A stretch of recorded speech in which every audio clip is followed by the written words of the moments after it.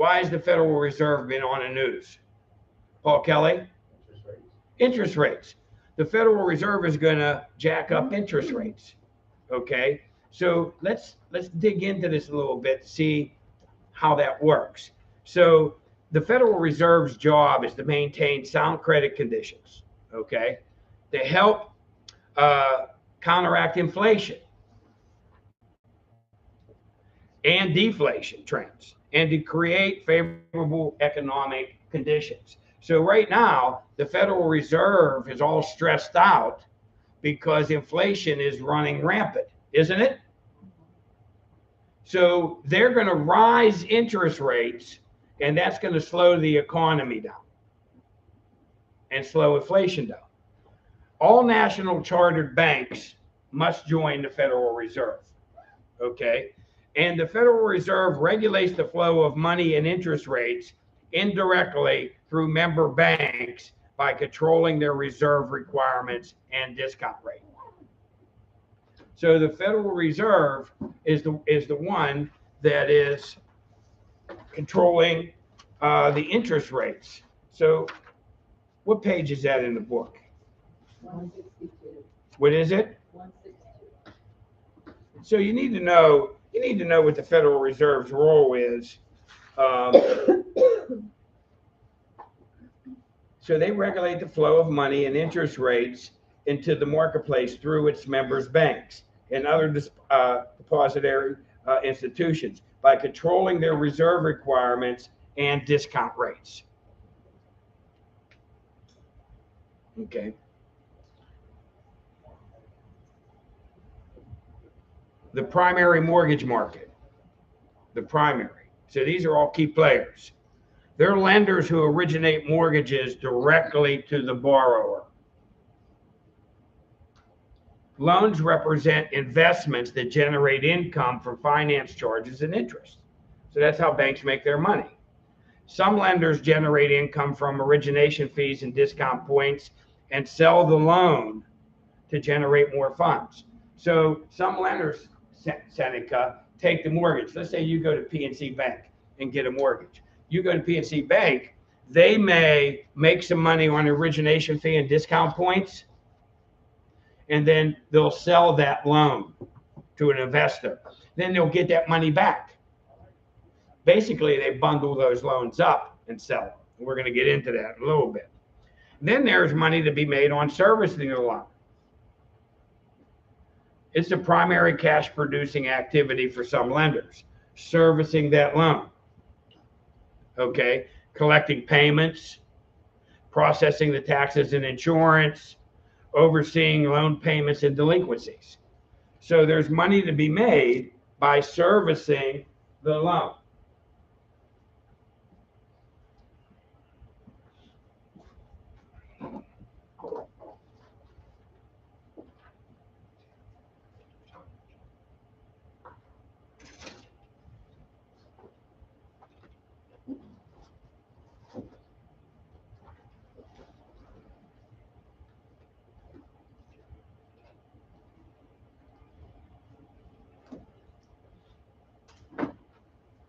So does anybody here have a mortgage? No, you don't. Has anybody here given a mortgage to the bank? Okay, there you go. You don't have a mortgage, do you? No. You give the mortgage to the lender. So if you've given a mortgage to the lender, don't you make payments? Well, somebody's got to collect those payments. Somebody's got to make sure your taxes, because some loans, your taxes and insurance are rolled into it. They got to make sure your taxes and insurance are paid. So that's servicing the loan. So that's how the bank can make, that's how they make primarily their money. So the bank can make money on origination fee to originate the loan. Does everybody know what that means? You go, Lexi walks into the bank and says, I would like to get a mortgage, because that's what we all say. I'd like to get a mortgage. Boy, if she walked in and says, hey, I'd like to give you a mortgage, probably the banker wouldn't know what the hell she's talking about. But she wants to get a loan so that she could buy a house. So when they sit down, she already has a sales contract on the house. And they're going to go ahead and start the loan application process. That's called originating the loan. That step right there. That's called originating the loan. And in that loan, they may charge her an origination fee, and typically origination fee is 1%. And then the bank that she went into will keep that. Sometimes they'll charge discount points. The bank will keep those discount points. And then after the loan closes, the lender may sell that loan, and then the people that buy it will make money on the interest, right? The interest rate and the servicing on it. And they call that the secondary mortgage market. Okay? It helps lenders raise capital. Loans are bought and sold after being funded. Okay? After being funded. And assembled into packages called pools, then sold to investors. Freddie Mac, as of 2008, became a government-owned entity, primarily for conventional loans.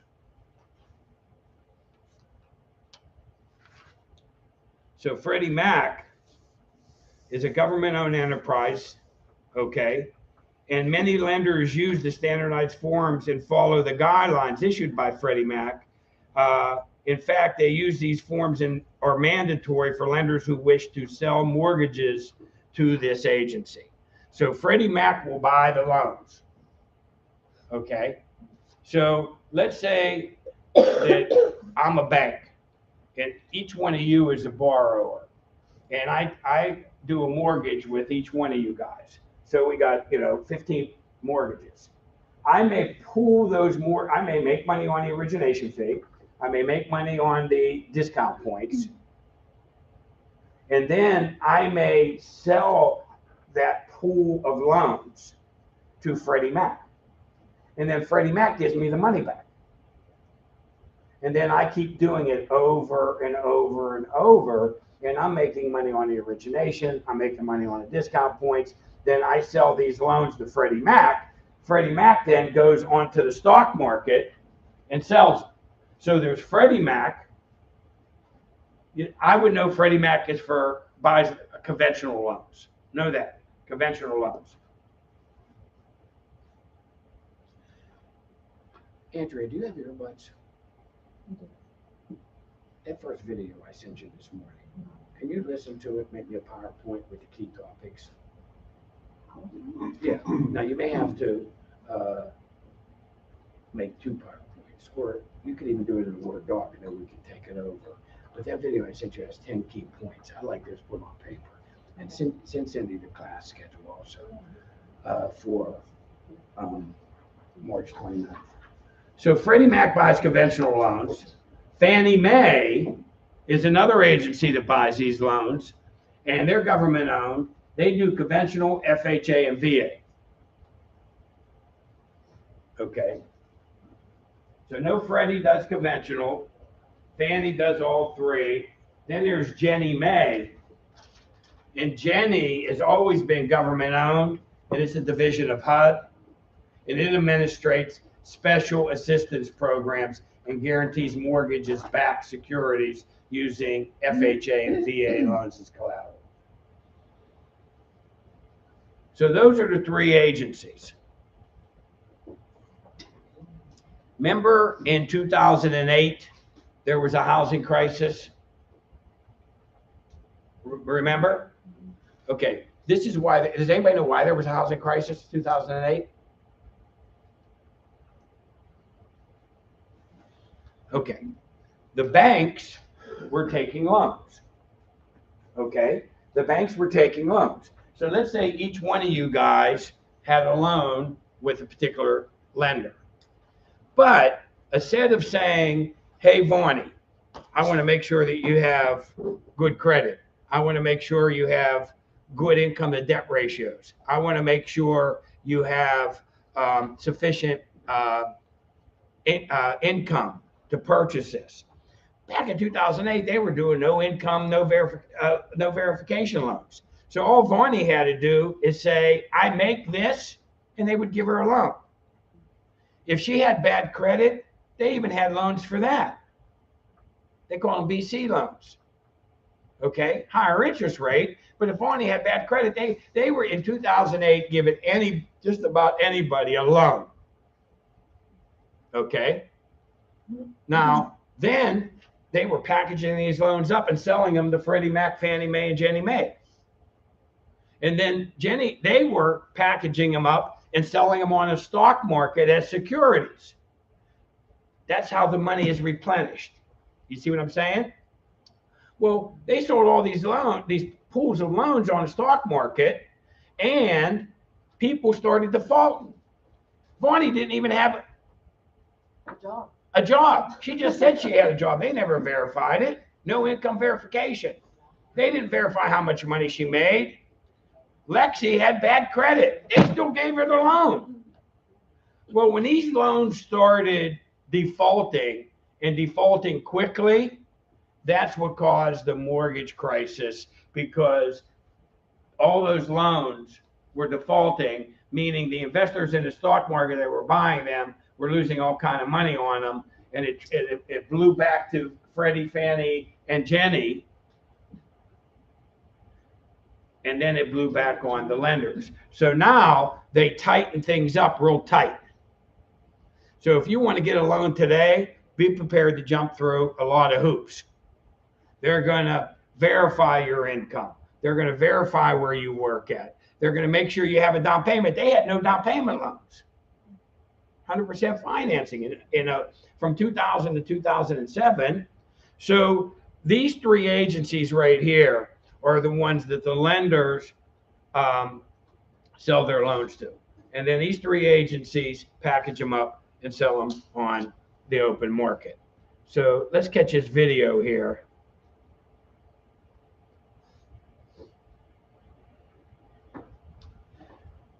Hey, Andrew, one other thing. How much would it cost for me to get rid of these ads? No matter which new lead gen idea you go after, when they convert, it will all flow into your Mets. Also, if I could do it month to month, let's do it. Hi, this is Joe from Prep Agent. Today, we're talking about the secondary market. In financial terms, a primary market is where products are sold to the public. For a real estate lender, this refers to loan origination.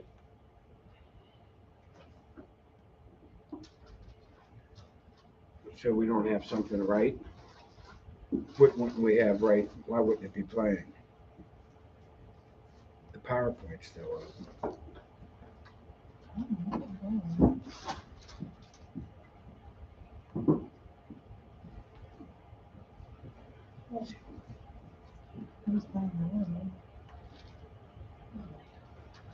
Well, you know what?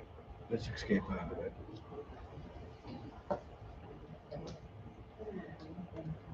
Maybe it's because I have this PowerPoint pulled up. That's it? No, it's like frozen on the screen. It's not even open right now.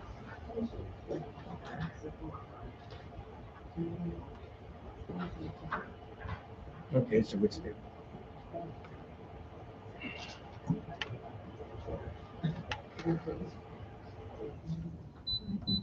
What are you gonna do? Reboot it? Yeah. So while Andrea's rebooting that, and we'll get back to this video.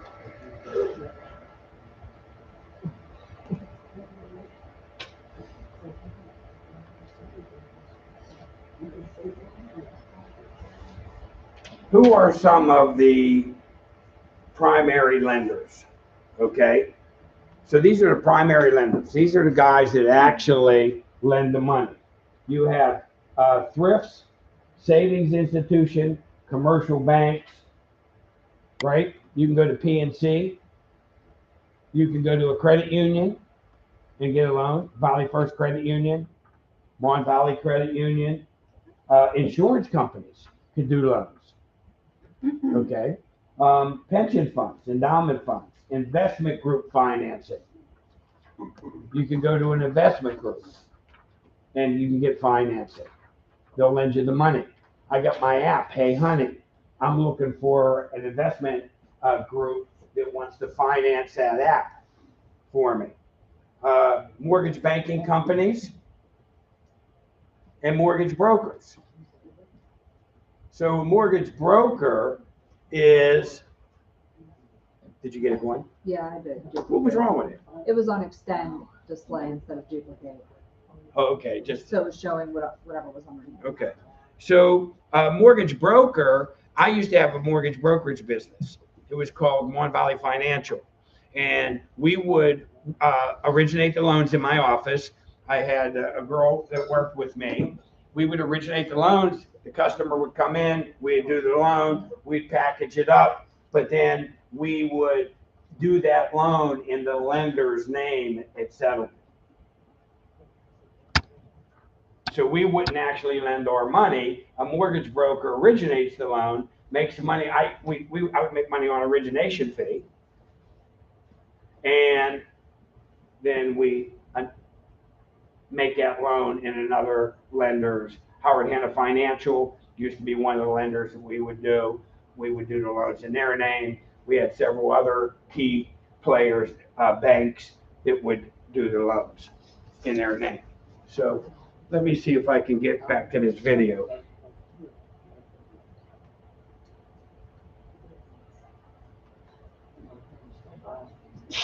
Bless you.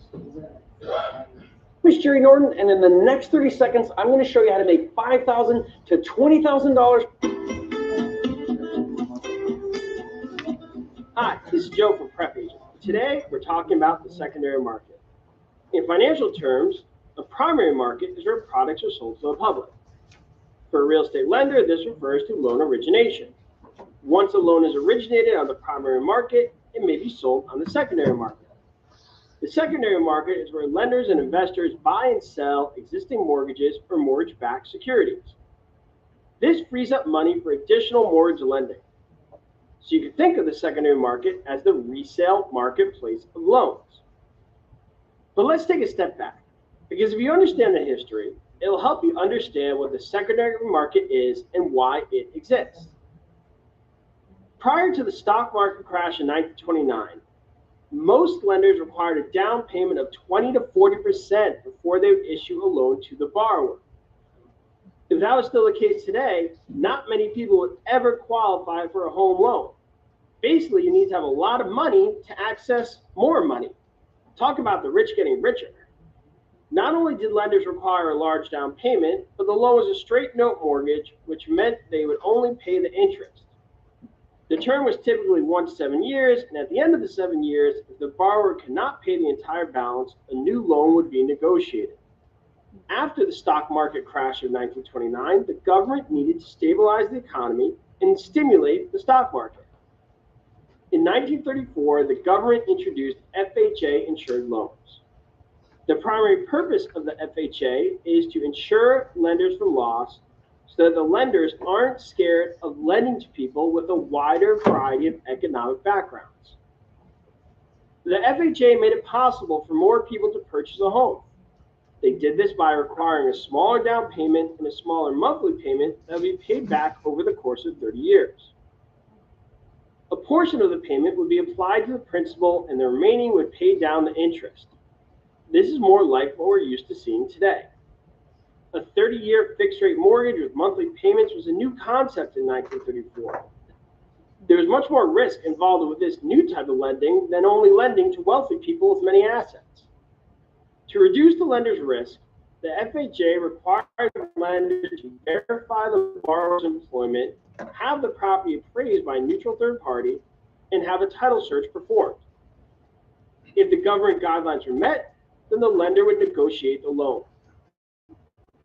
Both the lenders and the government knew that a 30-year loan presents a greater chance of default, so the government insured the loan. They charged the borrower a one-time upfront insurance premium based on the loan amount and 0.5% annually on the loan balance. So that's FHA. If the borrower defaulted on the loan and the loan amount exceeded the price of the property, the FHA would pay the difference. Great, right? Well, not so fast. By 1938, lenders who were offering the FHA insured loans had a problem. These banks were used to doing loans and getting money back very quickly. Once a loan was repaid, the lenders would have money to lend out to a new borrower. But now, with smaller down payments and banks having to wait 30 years to recover the debt, there was not as much money on hand to lend out to new people seeking home loans.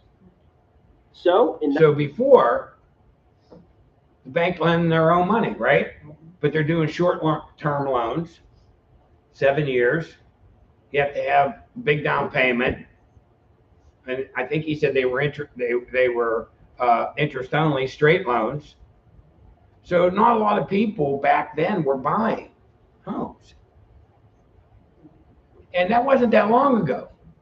And then in 1938, they started with the insured FHA loans, which opened the doors up to a lot more people to be able to afford to buy a house. So where did people live back before they started doing these loans? When they were only doing straight loans, which for 7 years, with people with a lot of money. Didn't you ever hear of the company house? They would work for the coal mines, okay, and the steel mills and the railroads, and then the railroads would, and coal mines, you would rent off of them. We used to go to a Christmas party all the time up in on the other side of Centerville. What the heck's the name of that little coal mining town, Lex, where we used to go? Do you remember? Mariana.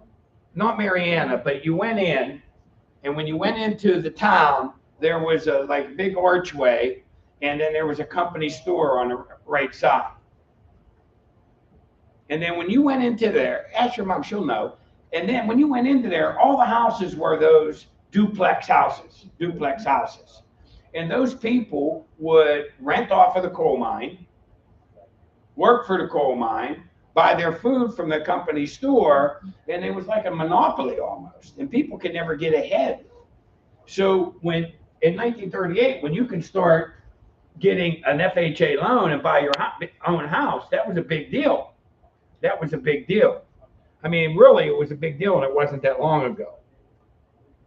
The government created the Federal National Mortgage Association, or Fannie Mae. The purpose of Fannie Mae was to buy FHA What was the name of it? mortgages. Cokeburg. That whole town of Cokeburg is nothing but company houses for the mine. Is it still like that? Yeah, well, no, because the mine's not there. Oh. That went away. Why would you don't want to go work for a coal mine and rent their house when you can go buy your own home?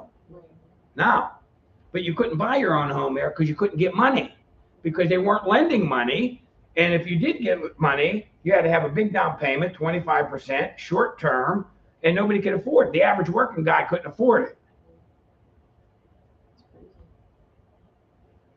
This created a secondary marketplace where loans could be resold to investors, which provided lenders with fresh money to lend out to new borrowers.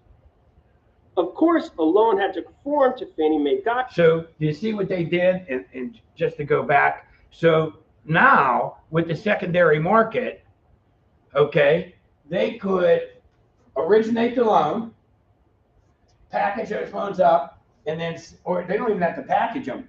They could just sell them on to Freddie Mac, Fannie Mae, and then Freddie Mac, Fannie Mae packages them loans up and sells them on a secondary market and gives them the money back.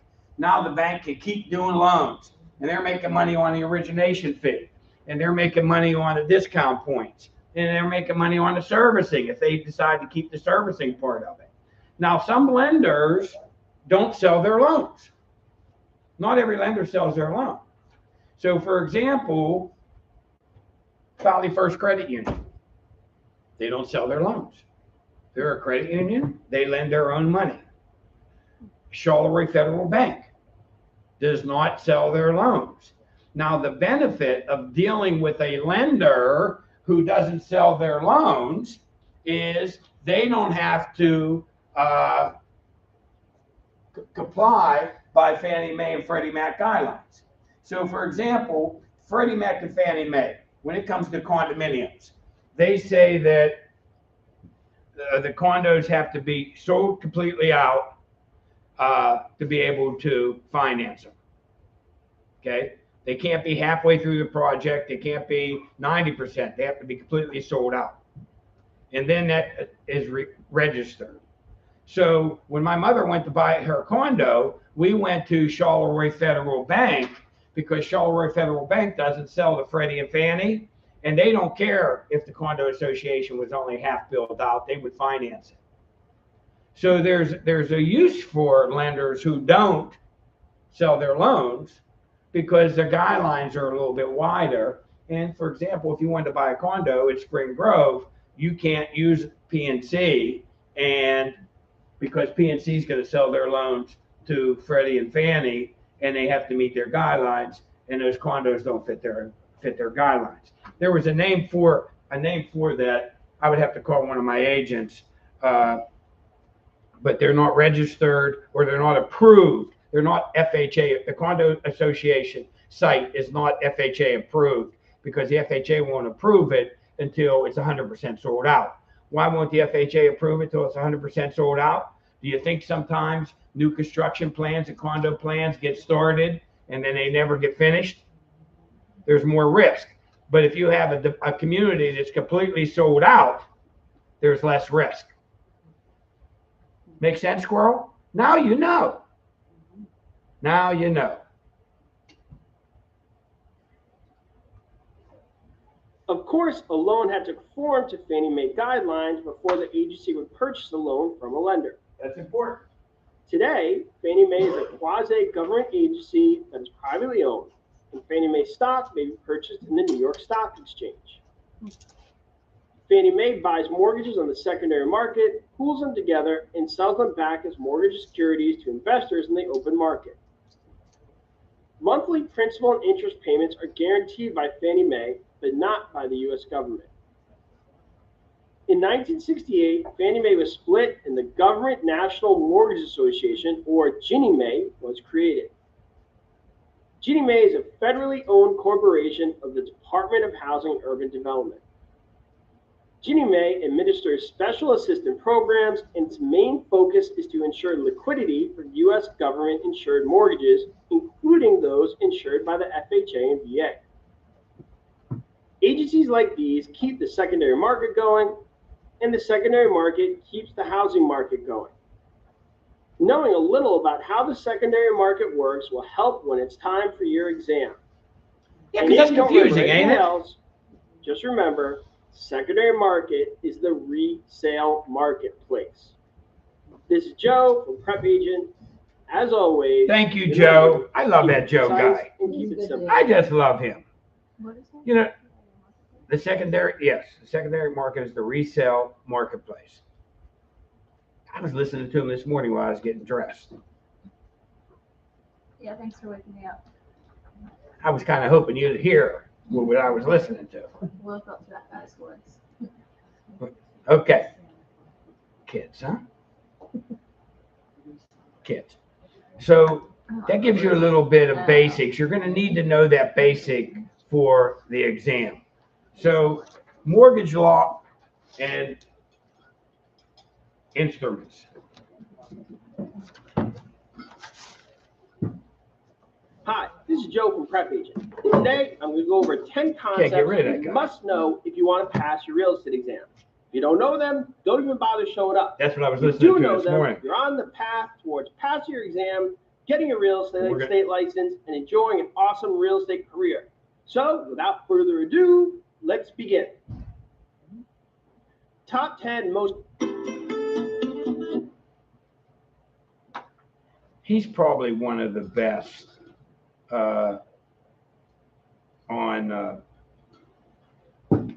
real estate videos, if you want to listen to real estate videos.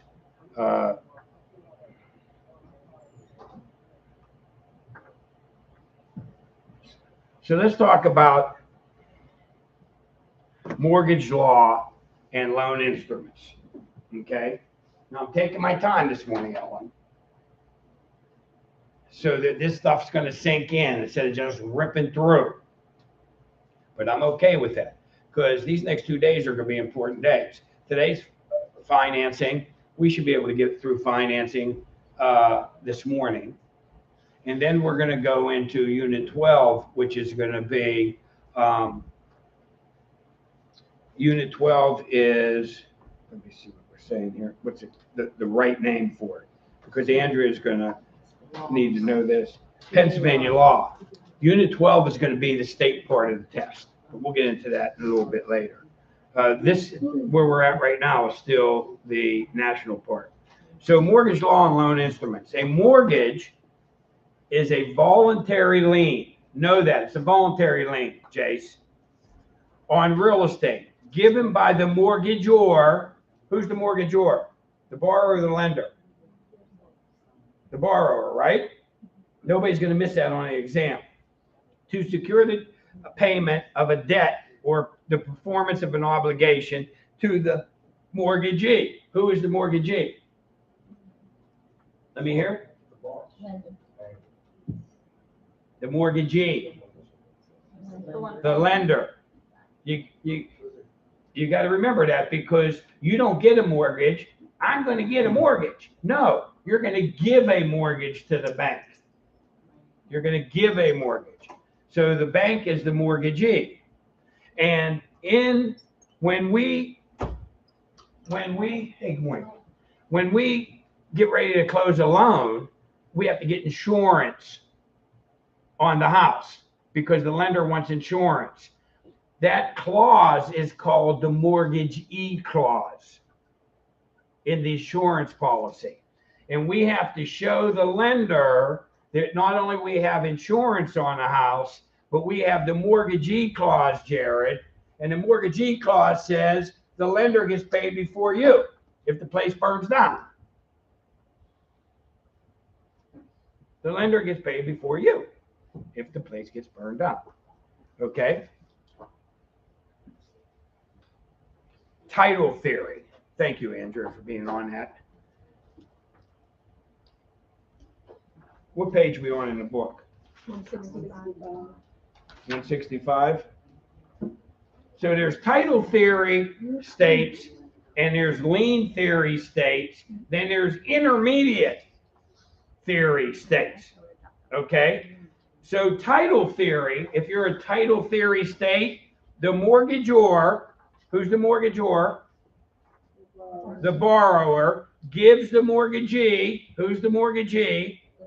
You are going to get that one right on a state exam, Seneca, no doubt. Legal title. And listen to this word, Samantha. Listen to this word.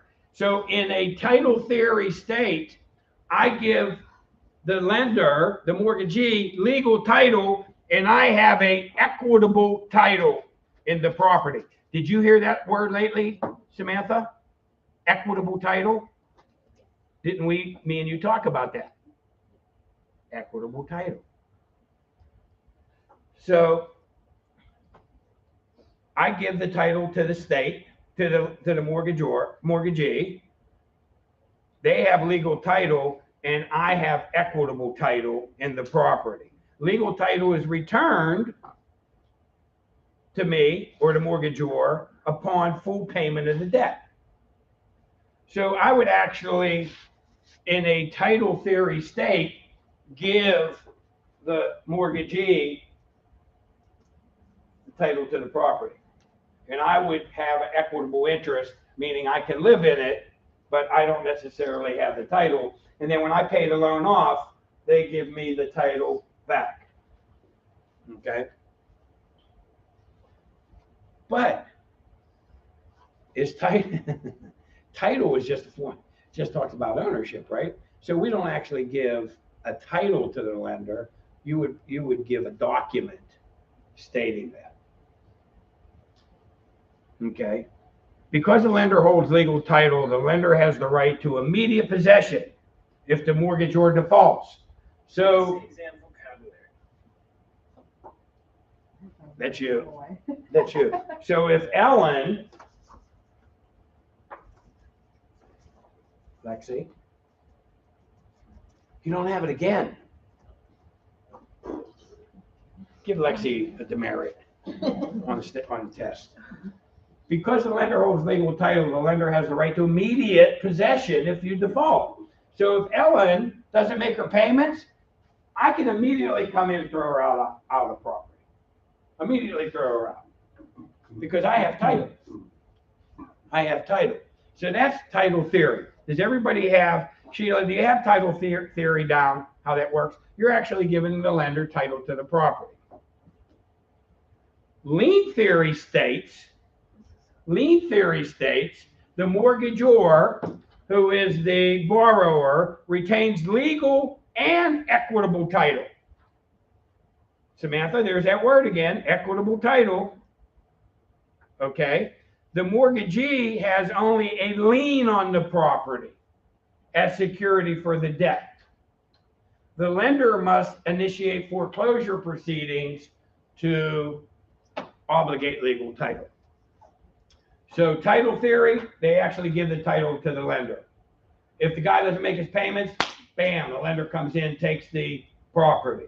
Lien theory, if the guy doesn't make the payments, then they have to go through the foreclosure procedure, which takes several months to get the property back. So if you was a lender, boy, you'd want to be in a title. You want title theory. Wait, go. What? Yeah. Okay. Look at this music. You want to see title Chill theory? out for a second. I don't even know what's going on other than writing it down. It is in your book on page 165. Alright, well, that's not helping right now. Go next one. Kids. Anybody got kids?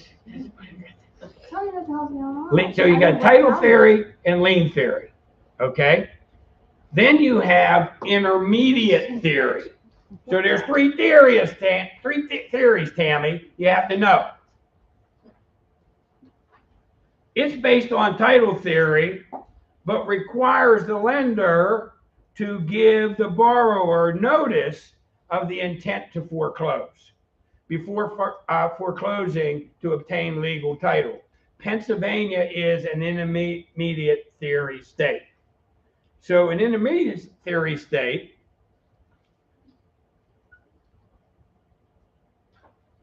the lender has to give notice of the intent to foreclose before they foreclose.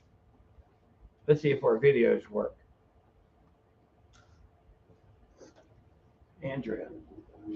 Good grammar and spelling are important, but if you want to write essays that Andrea. Okay, let me see if I can fix this darn thing. So really all this has to do is, just bear with me guys for 1 second.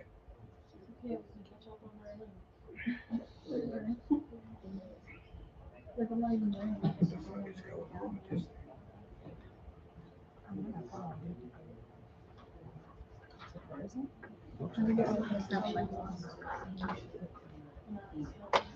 thing?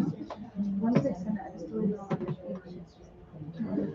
It's probably like my phone. I ended up calling all the sheets.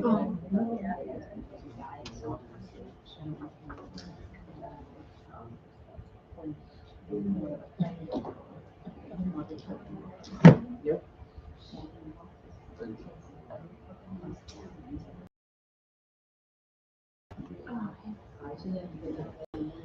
This even showing. This one even showing that right. Okay. How did they find out that it was too bad to be on Moxie? So what do we have to do? Go down the hair? Really? Well, I'm not in presenter view. Everything's criticizing it because they thought it was high. They took extras and. I wonder if it's because I'm in this presenter view.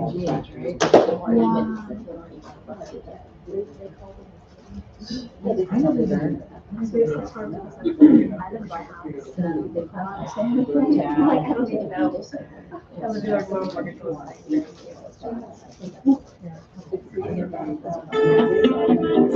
is Joe from CarBaker.com. Trying to make concepts Hey, simple. let me know if we can sign up for that, get rid of those ads. We're doing What does it lunchtime. mean? Or It has whenever to you do can with the do way it, just do each it. state interprets mortgage law. Each state will fall into one of those categories. Therefore, the state functions under lien.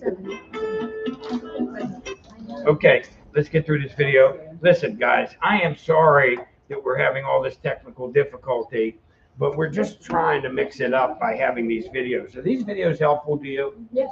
Okay, so unfortunately, you wouldn't believe the work Andrea and myself did Thursday when we left here, we worked for an hour on this stuff, took the computer, took it to my tech guy. He completely cleaned it, loaded new software on so that we wouldn't have these problems. So we should be a little better than we were Thursday, because Thursday, I was frustrated, man. I was frustrated. Because you know why? I take it personal. I don't like to have to do anything. I don't like to have to do anything. So just bear with us with some of this technical difficulty, because at the end of the day, you're in the best real estate class there is in the world right here. Except for Joe. I think I would go to Joe's class. PrepAgent.com, trying to make concepts simple so you get your career off the ground. Lien theory and title theory. What does it mean? It has to do with the way each state interprets mortgage law. Each state will fall into one of those categories. Therefore, if your state functions under lien theory, then you should know the most about what lien theory means. If your state functions under title theory, you should know more about what title theory means. All these separate pieces will eventually come together in one beautiful moment where the light bulb will just go off in your head. Each theory has special considerations on who will hold title and how foreclosure proceedings will take place if they were to become necessary. This video is going to answer your questions. This distinction does not matter if a person always makes their payments on time. If the payments are not made and a foreclosure is needed, there are some important differences between lien theory states and those that recognize title theory ownership. Let's go over some basic differences. But before we get into that, we need to review some terms. First, let's review what is a mortgagor and mortgagee. The mortgagor is the borrower and the mortgagee is the lender. People preparing for the real estate exam, buyers, sellers, real estate brokers, and even bankers get confused sometimes by the difference between mortgagor and mortgagee. The confusion arises because they're mixed up about who actually does the mortgaging. Most home buyers say they'll go to a lender to get a mortgage, and real estate brokers say they will find a bank to give you a mortgage, when in reality it is the home buyer who is giving a mortgage to the bank. A mortgage is a financial claim against your property. The home buyer signs a document giving a lien to the lender, and in return, they give the home buyer money. This way, the lender receives security interest in the property until it is repaid in full. It is the home buyer who mortgages the property. The home buyer is the one doing the giving. The lender takes the mortgage and holds it until the debt is paid off. The person who performs the action is the OR, or. That makes the borrower the mortgagor. The bank or the lender takes the mortgage, and the recipient is always the EE. That makes the bank the mortgagee. The other term you should know is legal title versus equitable title. Legal title gives a party such as a lender or a trustee the right to sell. Equitable title gives a party the right to use and possess the property. And of course, you must know what the word lien means. Lien means you owe money. Understanding those terms will make it much easier to explain the difference between title theory and lien theory. In title theory, the lender holds legal title to the real estate, and the borrower retains equitable title.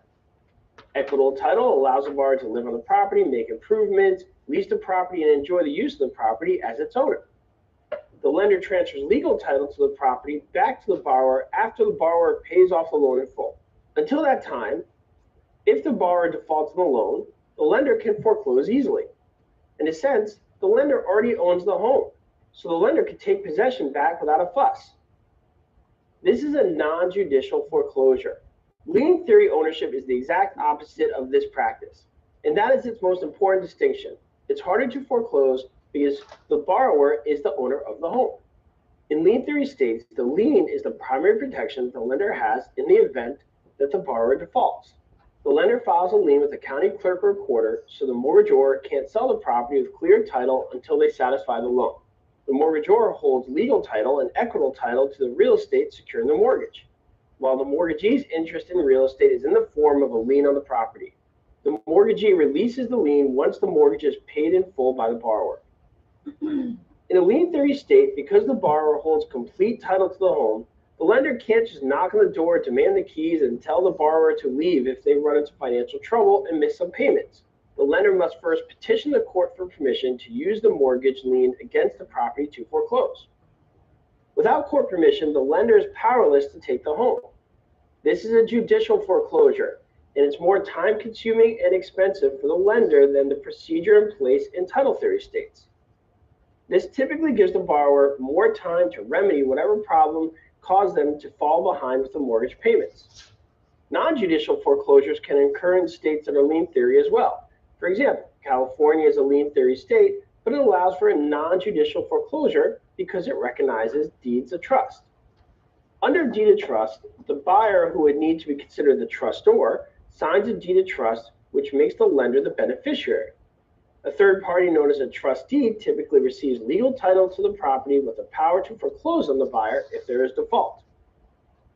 The buyer owns the property and has all the rights of ownership and possession, subject only to the condition of the deed of trust. When the loan has been paid off, a deed of reconveyance would be recorded. The deed of reconveyance removes the lender's interest in the property. Some states have modified the title and lien theories, and these states are referred to as intermediary theory states. Pennsylvania. In these states, the title remains with the borrower, but the lender may take back title to the property if the borrower defaults on the loan. Remember, the significance of the type of state you live in kicks in when somebody defaults on the mortgage and the lender starts the foreclosure process. Therefore, if you are looking to buy foreclosed properties out of your state, this is something you will learn more about as your real estate career progresses. This is Joe from PrepAgent.com. Thank you, Joe. So, Did he help explain that a little bit better? no, I'm totally lost. Who said that? Me, Vonnie. yeah. Okay, open your book to page 165. Very simple. Pages. I know, we have different pages. Okay. Okay. Is this Title something theory. in this chapter? Title theory. Yeah. Title theory states they give the title to the lender. It's that simple. Lien theory states they put a lien. The title stays with the borrower and they just put a lien against the property. Intermediate states is based on title theory but requires the lender to give the borrower notice of the intent to foreclose. So all this has to do with how they foreclose, Vaughn. Okay, Okay, so let me help you. If it's title theory state, so this has all to do with just foreclosures? Huh? yes, Okay, yes. I got it. So on a title theory state, I'm the borrower, you're the lender. I give you the title, and I have, what do I have, Samantha, in the property? Equitable. An equitable interest. Meaning, you have the title, but I have a right to live there. Right, Okay? okay. On a lien theory state, you just put a lien against the property. Okay. On an intermediate state, you still put a lien against the property, but you have to give me notice that you intend to foreclose. On a lien theory state, you can just start foreclosure proceedings. Just start it. Title theory, you don't have to do anything. Just take the property over. Lien theory, you can put a lien against the property, and if they foreclose, you can just start foreclosure proceedings. Intermediate, they got to send you a friggin' letter saying, we tend to foreclose on your property. That's the difference. Plain and simple. Do you have that, Ellen, done, Pat? You gonna pass that on the test? It's complicated. Wait a minute. All this terminology, Tammy. 3 weeks ago, you didn't know any of it, did you? You know a lot now, don't you? Okay, but you gotta drill down. Listen, all day Sunday, I worked on this stuff. Why did I work on this stuff?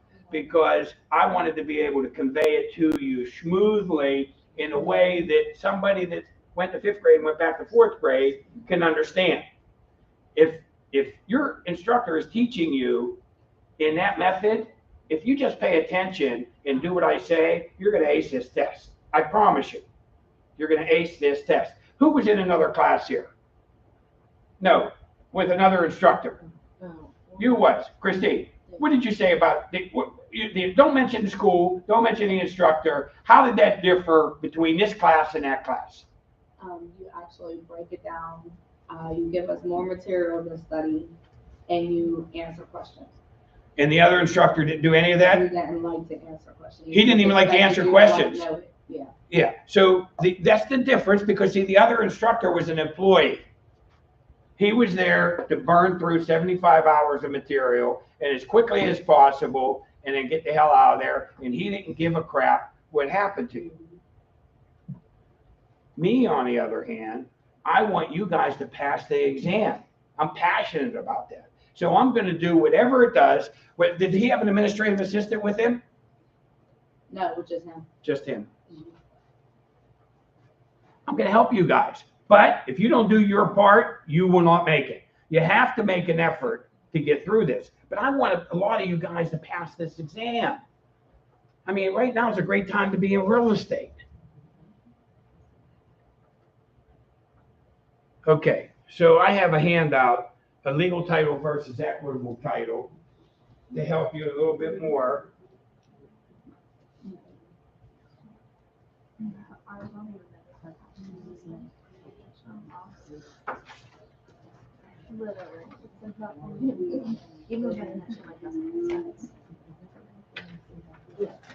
I feel like passing them out.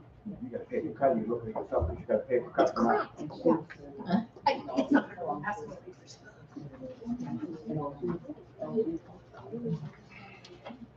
See, that's why I like the presenter view, Andrea. Because I could see if I have the handouts now. You see what I'm doing? I'm starting to put them in here so I know what hand. So all those three things, okay, things are this one.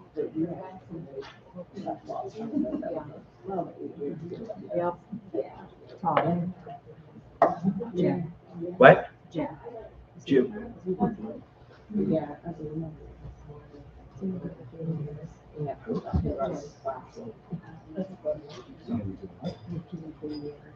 I'm doing this. Yes. Yes. You okay over there? You're officer. I know. I hate doing this. It's like, You know- you gotta be right, you know? Yeah, you have to have Cindy and Liz proof of, and me. Yeah. Before we print it, before you print them. Okay, so the handout I gave you, legal title versus equitable title. Okay, Samantha, again, there's that word equitable title. See, I was almost, let me go. So legal title gives you the right to sell. Equitable title gives you the right to use and possess the property. Just that simple, squirrel. Hopefully you guys are saving these. Are you saving these handouts? Jason says, heck yeah. Right? Save these, because this is what you're going to use to review. The stuff I give you on the handouts is the tough stuff. Deed of trust. Under a deed of trust, the buyer is the trustor. He signs the deed of trust, which makes the lender the beneficiary. And the third party, known as the trustee, holds legal title. Now, what kind of state would they use a deed of trust in? What kind of a title state, a lien state, or a intermediate state? What kind would they use a deed of trust in? Intermediate. No. Nice try. In a title state. In a title state. Because look, under a deed of trust, the buyer is the trustor. So I'm the trustor, okay? I sign a deed of trust that makes the lender, Ellen's the lender, a beneficiary, and a trustee, a third party, typically holds it. When a debt's been paid off, a deed of conveyance is given back. So a deed of trust would be used in a title theory state. Because who has a mortgage? Put your hand up. Put your hand up. It was a trick question. Who has who is giving a mortgage to their lender? Okay. You guys didn't sign a deed over to your lender, a deed of trust, did you? No. No. So lien theory versus title theory, and it goes into it on the next page, the three different kinds. Title theory, the lender holds legal title. And the borrower or the mortgagor has equitable title, which means he has a right to use the property and live in it. Lien theory states the lender just puts a lien against the property. You keep both equitable title and legal title. An intermediate state is a little bit of combination of two. The borrower and the lender have to take back title the lender has to take back title if the borrower defaults, and this is done through foreclosure. So hopefully this handout will help you. I know this is a confusing theory, but you guys are going to figure it out. You got the handout, look at the book, dogleg the book, know the difference, and you'll be okay. Okay? Security is a debt. Any interest in real estate that may be sold, may be pledged as security or collateral for a debt. However, one may not mortgage more than one could actually offer as a security. Mortgage loans are secured loans. What do I mean by that, Sarah? What do I mean by one cannot actually offer more than they have as on a loan? What it's worth. Well, if I have a house that's worth $100K, right? Lexi, can I get a $200,000 mortgage on it? Back before 2008, you could. No wonder the goddamn thing all crashed. You could get 125% before 2008, but after that crash, which took several years to straighten out, no more of that. If your house is worth 100, you can't finance more than 100.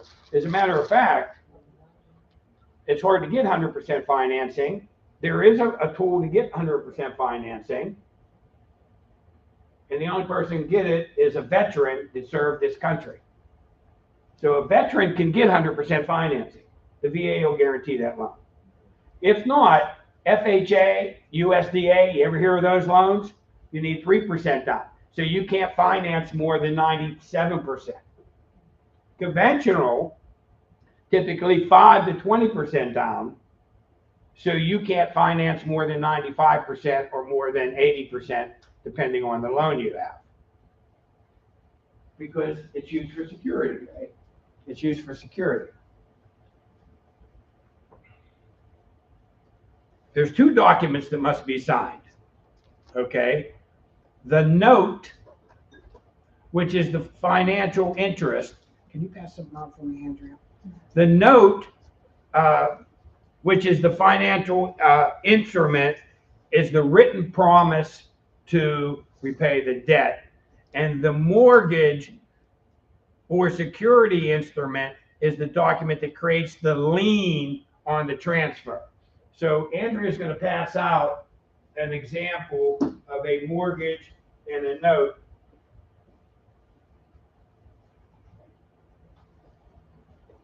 While we listen to this video.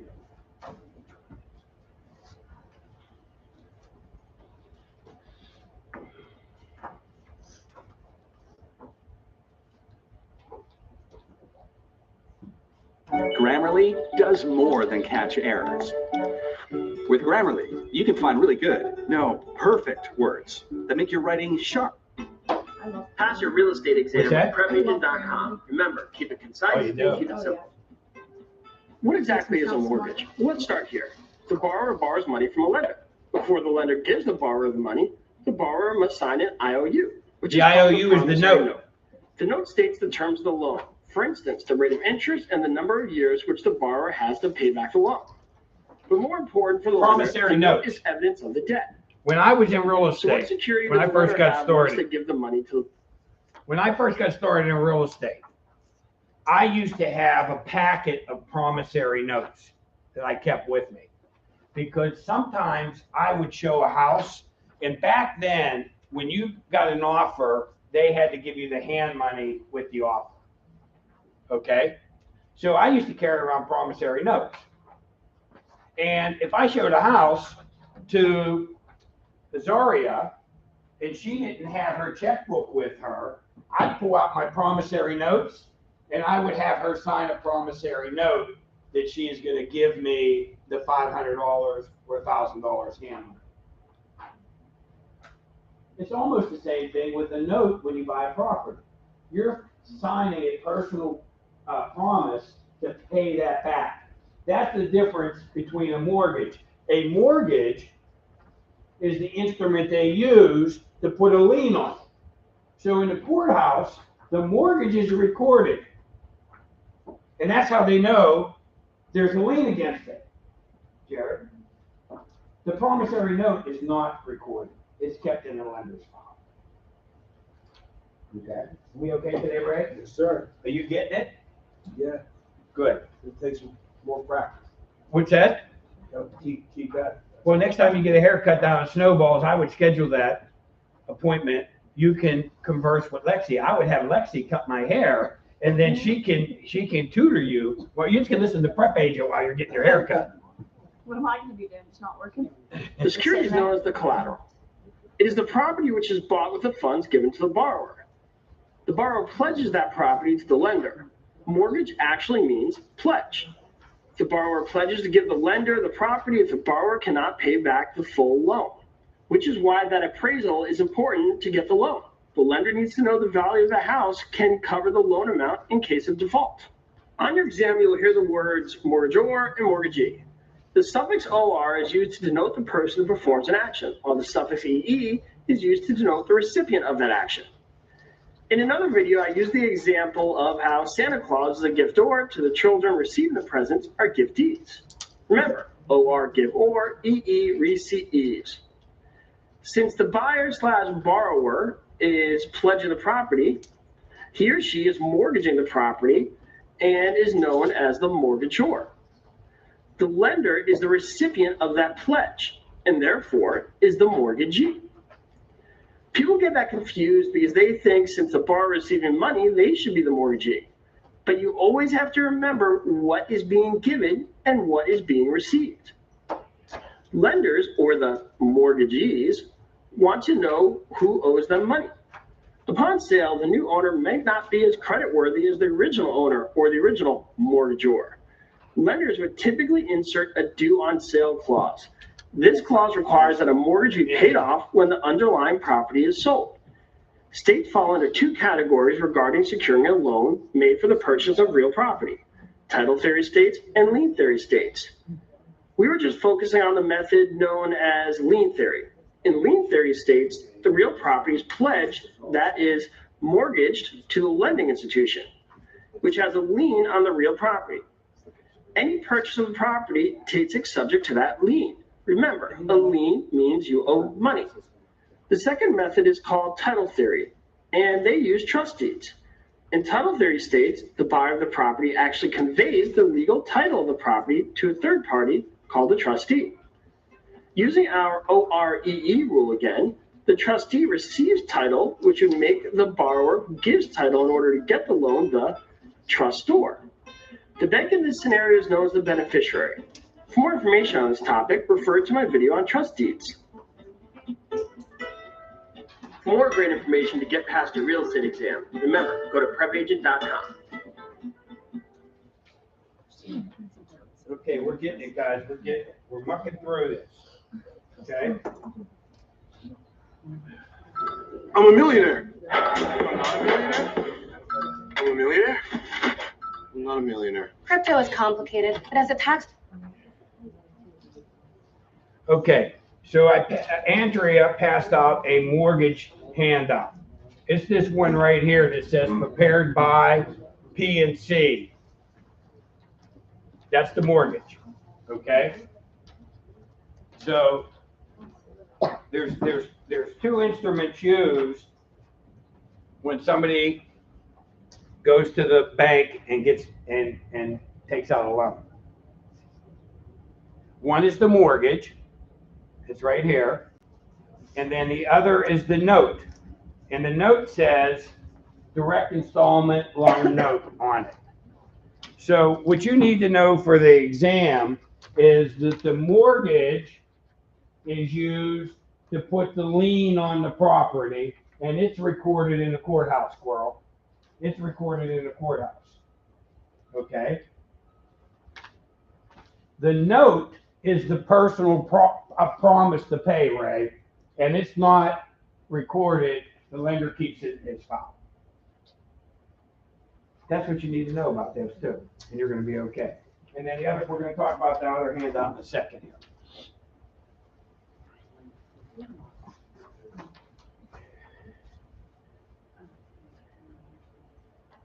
Hypothecation. is the term that's used for pledging the property as a security without giving up possession. You need to know that term. Write it down. Hypothecation. What is that term? It's pledging a property as a security without giving up possession. Because when I did this mortgage and this note to the lender, I still wanted to be able to live in the property, right? So in this mortgage, there's a clause that says hypothecation that says that I can still continue to live in the property. Wait, Can you go back to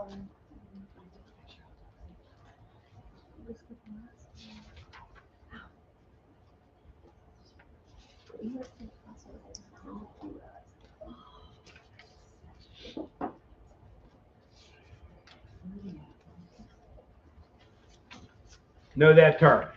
What does that term mean? It's pledging the property as security without giving up possession.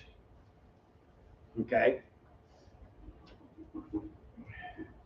A deed of trust. Similar to, but not identical to a mortgage. Right? Deed of trust. It's not a trustee's deed, right?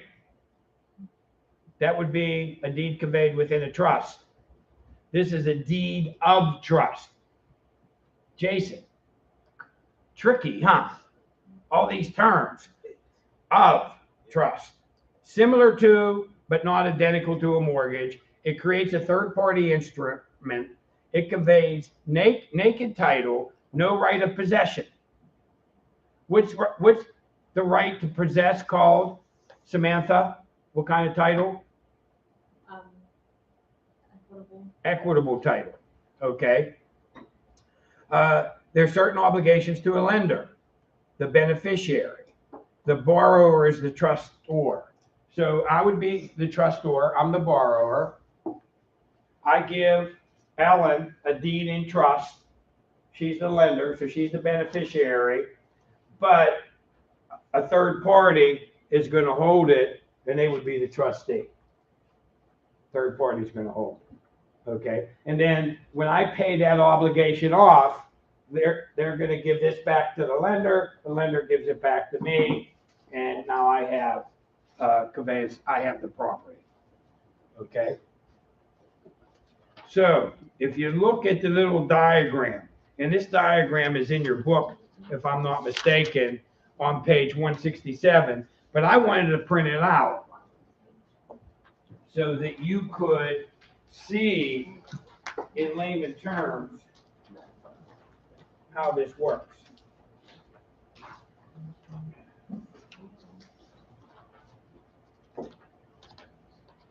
Okay, the left side of this, and I would dog ear this or highlight it in your book in case you lose the handout. When you have a mortgage, when the money is borrowed, the mortgagor signs a note and a mortgage and gives it to the mortgagee, which is the lender. The lender in turn gives the money to the mortgagor so he can buy the house. Pretty simple. Huh, Jace? Yeah. Okay. Then when the money's repaid, the mortgagor pays the loan off, and then the lender records a satisfaction of mortgage. Because remember, Tam, that mortgage is recorded in the courthouse, right? So when you can go to courthouse right now and you can see anybody's mortgage. Anybody's. So how do we know if I'm doing a title search on that property that mortgage was secured? Okay? Because let's say that Lauren and Ellen sell the property to Samantha and Azara and Christine, and then they sell it to Tammy and Sheila, and now Tammy and Sheila is doing a title search. They want to make sure that if you guys had any more, and they're getting a general warranty deed. So a general warranty deed, how far is the seller guaranteeing the title is free and clear? Back to who? William Penn, who was the first one to convey it. Okay, so they're getting a general warranty deed, and you guys said that title's free and clear, not only from the time we've owned it, but any other previous owners. So they do a title search just to check. And how do they know? So they see that you have a mortgage. So that title company is gonna make sure that when they finalize that sale, that they prepare a they send the money to your mortgage company, and your mortgage company then will prepare a satisfaction and record it at the courthouse. That's how that works. At the closing. So at the closing, you sold the house for 100, you owed 50, that title company will send your mortgage company. They're not gonna give it to you because they don't trust you're gonna give it to the mortgage company. They're gonna send it directly to your mortgage company, and then they're gonna keep proof of that, and then your mortgage company typically within 30 days will prepare a satisfaction and record it in the courthouse. But they're going back in title, and they're checking these guys too. So your satisfaction's in process right now, right? Because they gotta get the money, they gotta send it to the mortgage company has to prepare a satisfaction. Then they're doing a title search, and they see when these guys owned the property, they had a mortgage. But they're gonna continue to look through the title records, Jared, and then they're gonna find a satisfaction that your mortgage company recorded stating that it had a mortgage, but that mortgage was paid off. Does that make sense? You have to be able to have proof that the mortgage is paid off. The satisfaction is the piece that's recorded in the courthouse by the lender showing that proof. So that's how the left side works. Let's look at the right side. Deed of trust. A little bit more complicated. Deed of trust. Go back to the deeds in your book. And what's that called? Deed in trust or trustee's deed? What the heck's that deed called? Go back here. And I can tell who's been studying by how rippled up your books are. Some books look like they're, oh, Lex, your book's pretty rippled up. Well, this is my second time around. Okay. And she is cheap.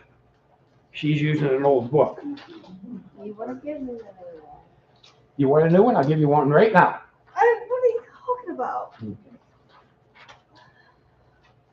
So what's that called when you do a deed within a trust? In a trust.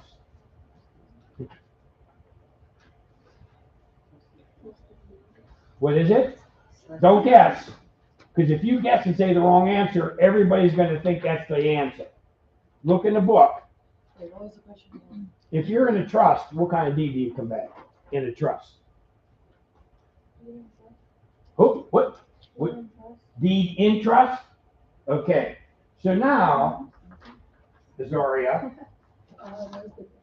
with deed in trust would be a deed conveyed within a trust. I'm creating a trust. I got a whole bunch of rental properties. I'm the trustor. I'm gonna convey the deed in trust to the trustee, who is Ellen. She's gonna manage those properties. And Lexi would be the beneficiary. She's just gonna get the profit every month.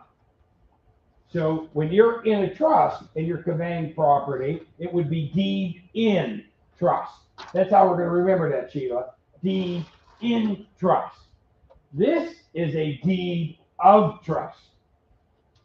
This is different. A deed of trust is like a mortgage. And then in that case, I'm the trustor, I'm the borrower. I'm giving the lender, who is the beneficiary, a note. She's going to hold the promissory note, and then I'm going to give the trustee, who's going to be a third party, the deed of trust. And then when that's paid off, the trustee is going to release that deed of trust, reconvey it back to me, and then something will be recorded so that they see it's paid off. Does that make sense? Is there a particular reason why you would choose to do it as a deed of trust instead of a mortgage? Good question. Good question. It depends on the state. A deed of trust would be in a title theory state.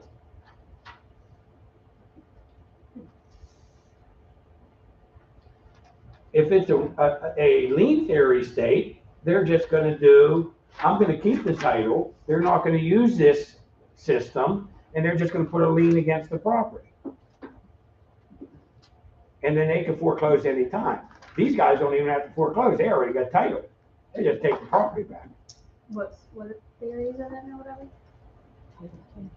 Title theory, they have title to the property. Lauren's holding it. If I don't make my payments, she just gives that title over to the bank. Why do they have to make this so difficult? I don't understand why it is, but that's okay. We're spending time on it. You got the concept. So there's 3 different types of states, right? Some states are title theory. They would use a deed of trust. Some states are lien theory. They would just put a lien against the property, and then they can just immediately foreclose. Some states, like Pennsylvania, is intermediate. It's kind of a combination of the two. They put a lien against the property, but they have to send notice to the borrower of intent to foreclose. They just can't foreclose. Lien theory, they could just foreclose. They don't even have to send you notice. Intermediate, they have to send you notice. So sometimes when you're a real estate agent, you're going to go to somebody's house and they're going to say, I'm in foreclosure. You're going to ask them, what process are you in? Have they given you notice of intent to foreclose? Because Pennsylvania is intermediate. So the first thing they do is, in Pennsylvania, since we're an intermediate state, when they're going to foreclose on you, they send you notice. Hey, we're going to foreclose on your property within so many days. And then that gives you time to get caught up on a loan. Title theory, you ain't no time, is there? Ellen, that banker, she just took the property. If it's a lien theory state, they just started foreclosure. They didn't even give you notice. If you didn't make the payments, we're just taking the property. An intermediate state, they have to give you notice on the intent to foreclose. Okay? Wait, what's the difference between lien and the theory one? You said lien, they don't. Lien theory. Because they don't give you notice. Lien theory, they could just start foreclosure. Okay. What's the theory? I mean, what's the other one? Title theory, yeah. They don't even have to give you foreclosure. That's these guys. They just take the property back. Intermediate theory, before they start foreclosure, they have to give you notice. Write those down. I don't know, Ray, you still doing your notes? I just did it. I simplified it. I just put it down on paper. Yeah, write it. Right there you go, Lex. Write it down. And then these notes, when you're going to take the exams, you look at these notes before you take your exam. And that'll help you. I'm only giving you the notes on. These study guides are awesome too. Okay, good. I wish that was just the definition. Yeah. Other than whatever. Yeah.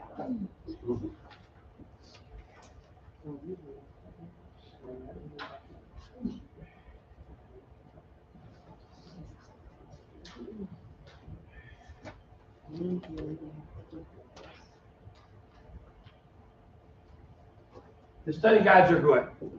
I don't know what's going to work for you. I'm just throwing it all at you. You're doing a good job, teacher.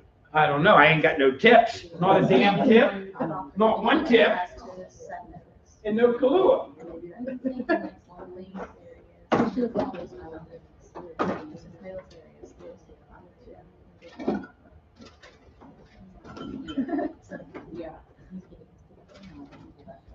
So in a title theory, would there still be a sheriff's sale?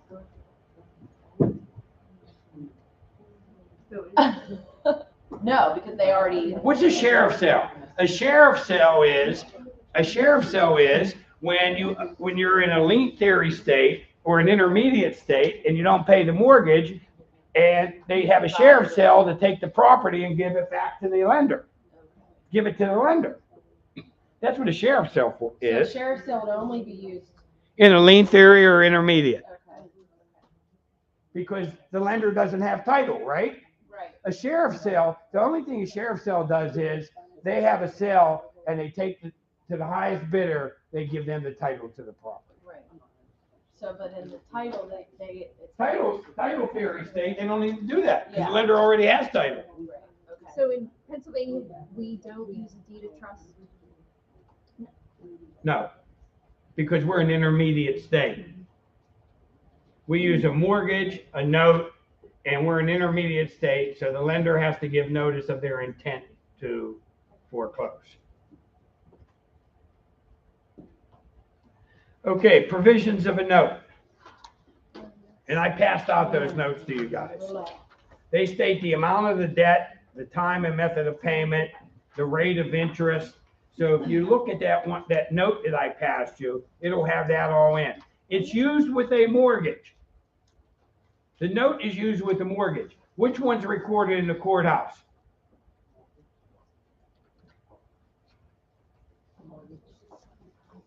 Which one? The note or the mortgage? Which one's recorded in the courthouse? The mortgage.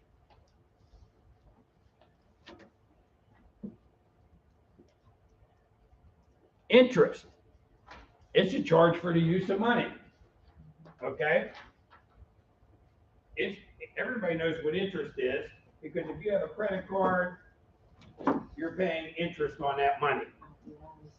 Okay? It may be due at the end of the payment period. So with a mortgage, it could be due at the end of the payment period.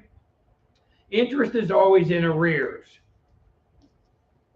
Okay? So when you go to rent, Paul, don't you pay the first month's rent before you move into the house? Yes. Okay. When you give a mortgage to a lender and you close on that sale on February 1st, today, my first mortgage payment's not due until the end of the month if you're paying monthly. You can pay monthly, you can pay quarterly, you can pay yearly. You can even pay at the end of the loan. Okay? But interest is always charged in arrears. So remember, when you rent, you pay the rent up front. First month's rent and security deposit before you can move in, Tam. Mhm.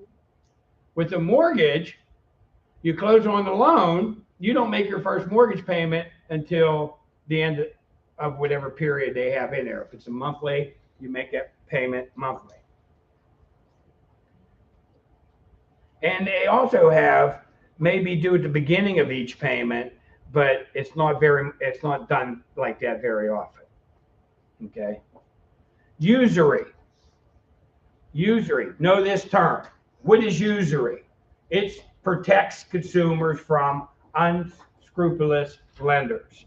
It sets a maximum rate of interest that may be legally charged. That's unscrupulous. Unscrupulous? Never heard of A it. drug dealer does unscrupulous activities. Illegal, unscrupulous, not ethical. Oh, I said it. Generally set by state law, except when federally exempt. So there are usury laws right now that says you cannot pay more than X percent interest on a mortgage. It may be 7%, 6%. But an unscrupulous lender would be somebody that if right now interest rates are 4%, let's say, if you want to purchase a home. And Lexi is an unscrupulous lender. She's just trying to make as much money as she can make. So she's trying to charge 12%.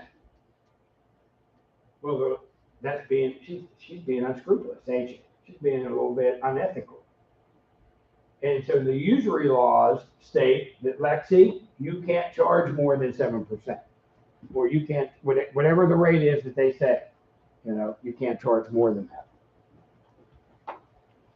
Does that make sense? See, that's kind of easy to understand.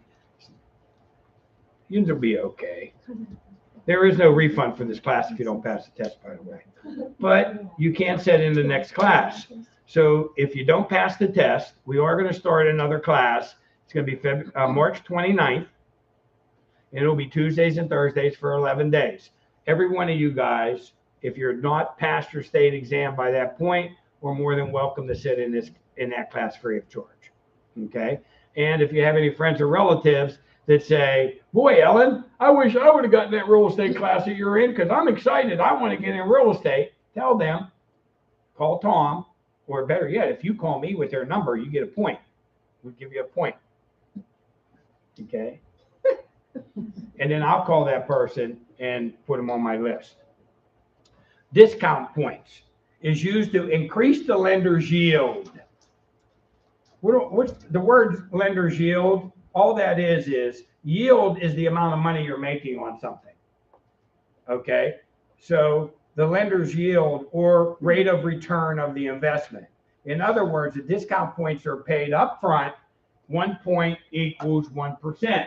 You need to know that for the state exam. That 1 point is 1% of the, would it be the purchase price or the mortgage amount? Mortgage amount. Okay, so, and the loan origination fee is how much? What percentage? What? A loan origination fee, 1%. 1%. Okay, and it's charged when they upfront when they do the mortgage. That's how the lender makes money. Remember, we said the lender can make money on origination fees, on discount points, and on servicing, right? That's how, and they make money on the yield. The yield is the interest rate that you get, Lex. So, for example, when Paul was working at Citizens Bank had a yield of 2.5% if you put money in their savings account. So if you put $100,000 in that account at the end of 1 year, if the yield was 2.5%, you made 2.5% of 100,000. How much is that? Get your calculators out. Because I know you're itching to do math. I know you're just itching to do math. So what's 2.5% of 100,000?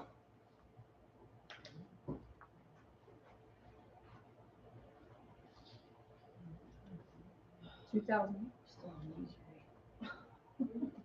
2.5%. Up to 2.5% of my. 100,000.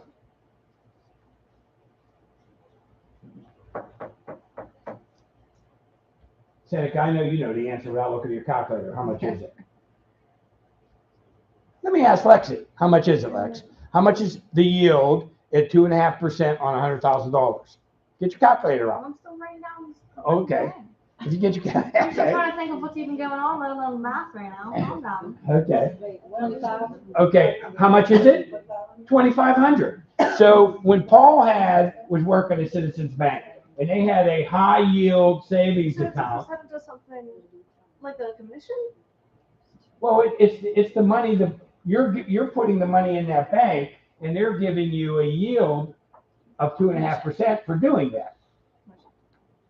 It's the yield. It's not a commission. It's the yield you're making. So as long as you left that money in there, you get 2.5% every year. So on a mortgage, if it's a 4%, that's the yield that the mortgage company is making. So on 100,000, if you have a 4% mortgage, how much are you paying every year? How much? 5.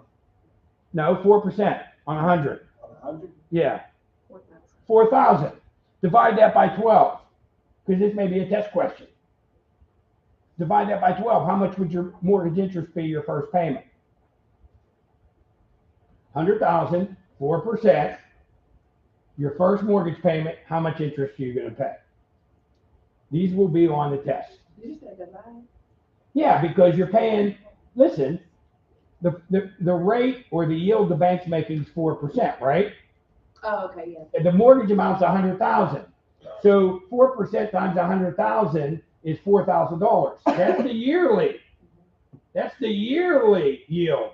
But my test question was, how much is the interest the first month? Oh, okay. So you have to divide that by 12.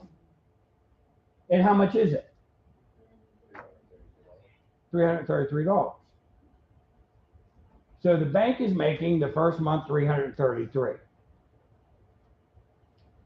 So if your mortgage payment was 400, what's 400 minus 333?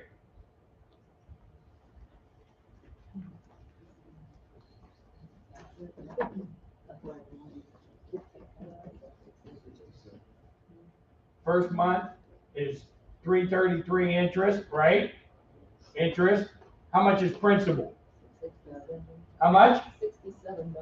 $67.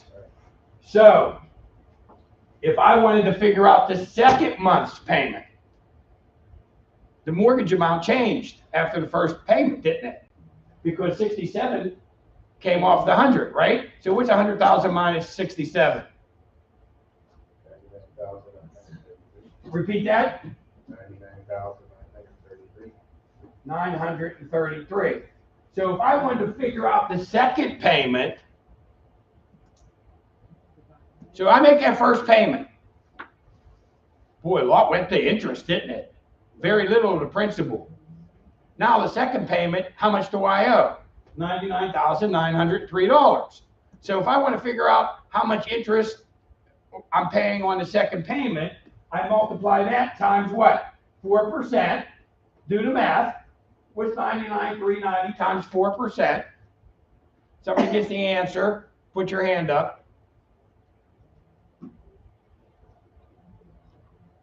Ellen? 3,997. 3,000. How much? 997. 97. That's the yearly interest, right? You have to understand this concept or you're going to not make it through any of these math questions. That's the yearly interest. Now, I want to know how much interest and principal I'm paying the second payment. So what do I divide that by? 11. No?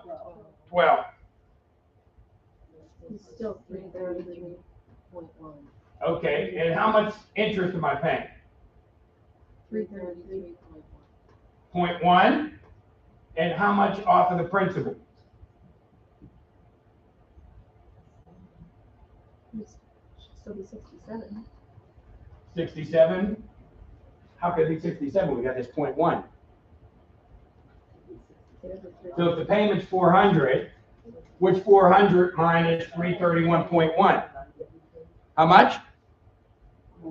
Get your calculators out, guys. Come on, man. Come on.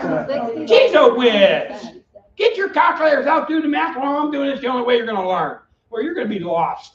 You're going to be in next month's class. And I don't care because I love you guys. I like having a big class. But I want to get you through the test. So how much principal? How much? 66.9. 66.9. Okay, so if I want to figure the third month payment, get your calculators out and do it. I'm going to take this amount right here, right?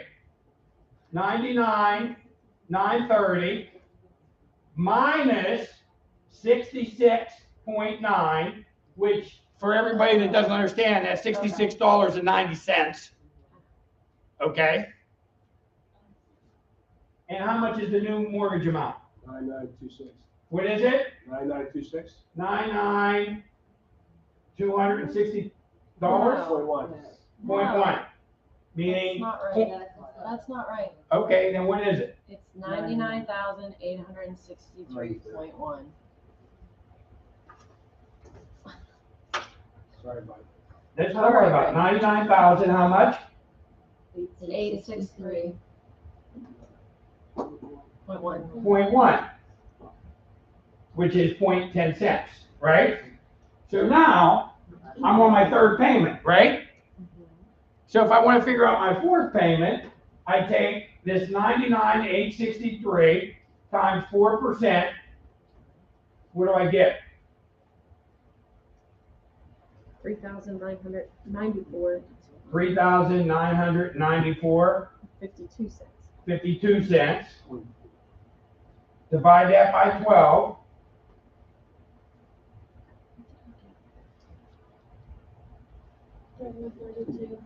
$332 even? 88 cents.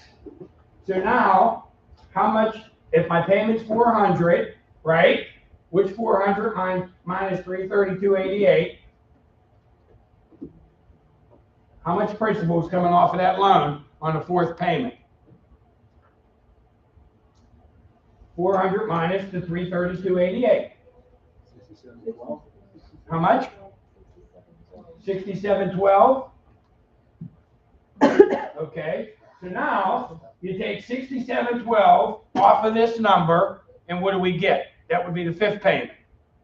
So at the end of 5 payments, 4 payments, right? We had 1, 2, 3, 4. So what is the 67 off of the 99,863?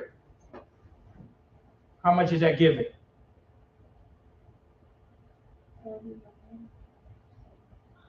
How much? 99,795. 99,795. 0.98. So listen, guys, I've made 4 payments. So at the end of 4 payments, okay, I want to sell that property. I'll know how much my balance is, my mortgage balance is.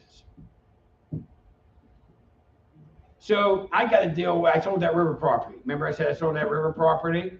And I did owner financing. So every month the guy sends me a check. Every month I got to get the calculations out to figure what the new principal amount is. Every month. Now he's still going to send me the same amount every month, but I kind of want to know what the balance is going to be. Now I haven't did it for a year, Ellen. I haven't did it for a year. So what I have to do is carve out an hour's time, sit down with a pencil and paper, and go through 12 times the same formula to come up with the principal amount. So I can document that so I know how much the guy owes me. Because I know what's going to happen in 10 years. He's going to say, hey, Tom, the loan's paid off. I want to have my own math knowing that it is paid off. Because if the numbers ain't right, I'm going to say, oh, no, it's not. I have a record of it. Okay? So, I don't know. You guys are kind of jib-jabbing around. Let me see how many slides I have left. Holy shit. Take a 5-minute break. Take a 5-minute break, and we'll get back into it. It's a vibration. I gotta see what you're logging.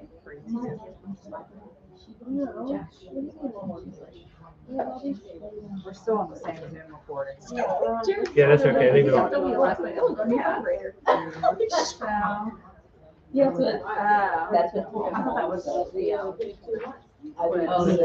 Oh my. She doesn't understand what she's saying. But that goes really fast. That's like play on. Yeah, I get on it. Okay. I gotta see what YouTube you're logged into. But it's supposed to Like help what with your user is. Well, see, that's the problem. Yeah, I mean, if Because there's. we have all these on my start personal ones, Howard. Yeah. That's fine. I mean, if you're gonna play videos from your personal, then just pay for it. Who does it? Well, I don't want these videos on my personal because I'm not worried about my personal SEO.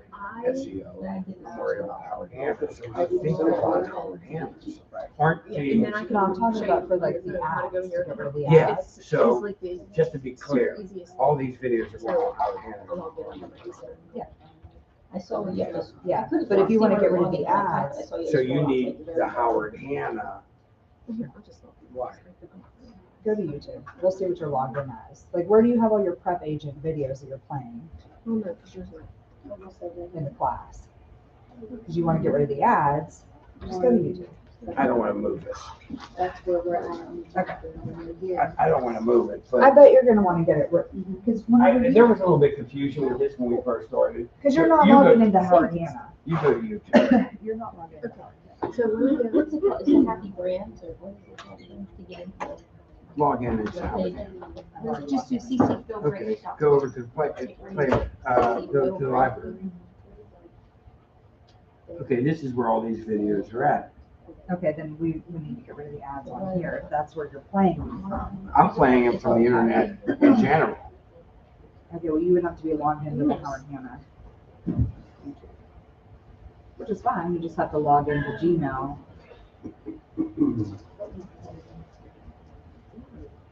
Let me think about that.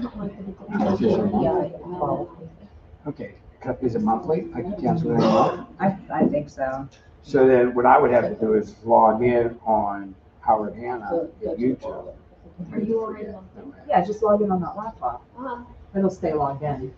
Go to YouTube and log in as Yeah, the Howard Hanna login. I don't know what my login is right off. I know what it is because I'm logged in. Okay, do you want to come over here and log in? So- Yeah.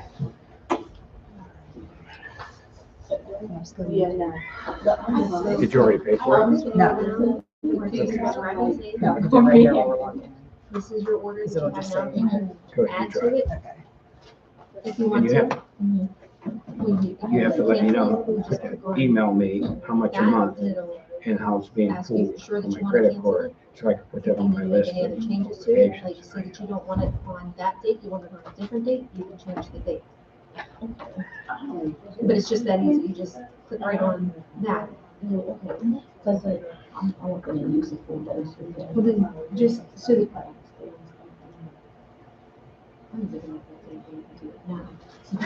And that's the Howard Hanna login. But then if you decide that you want to start back up, you just turn it back on. So I have to log in at Howard Hanna every time. It'll be logged in here. It should stay logged in. We'll just keep it logged in? Yeah. For Why the not? next This is the class? pre-licensing class. Yeah. Laptop. I Yeah. know that there's a lot of companies Okay, that so you get a want you to free make commitments and stuff like that, but it's nothing like that. 2 weeks or something. A friend of mine's telling me she did something with a company Update called Thrive maybe or something. Something had gummies or something yummy. Do you need my card? And she said that I have she had to promise. Here it to is have right here. for 3 months straight or something like that. and then Oh, she what is had the to rate? cancel it after the first month. So if this She is gonna be didn't on want to, American and then Express, they I wanted need to you to charge her email for me, the amount. I was at 3 months. YouTube, Get out. whatever it is a month. Something crazy, yeah, but she had to pay more So I to can get put out that of on it my than list. she would to just buy it. It was ridiculous.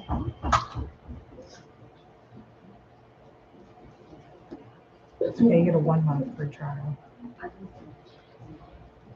So But that March would- 1st. So when I'm sitting reading This this, Okay. class is over. I'm getting up like Yeah, after every the third. every Okay, every other 1 month page or free something, trial. I'm getting up Oh. and Can you get put off that in the email?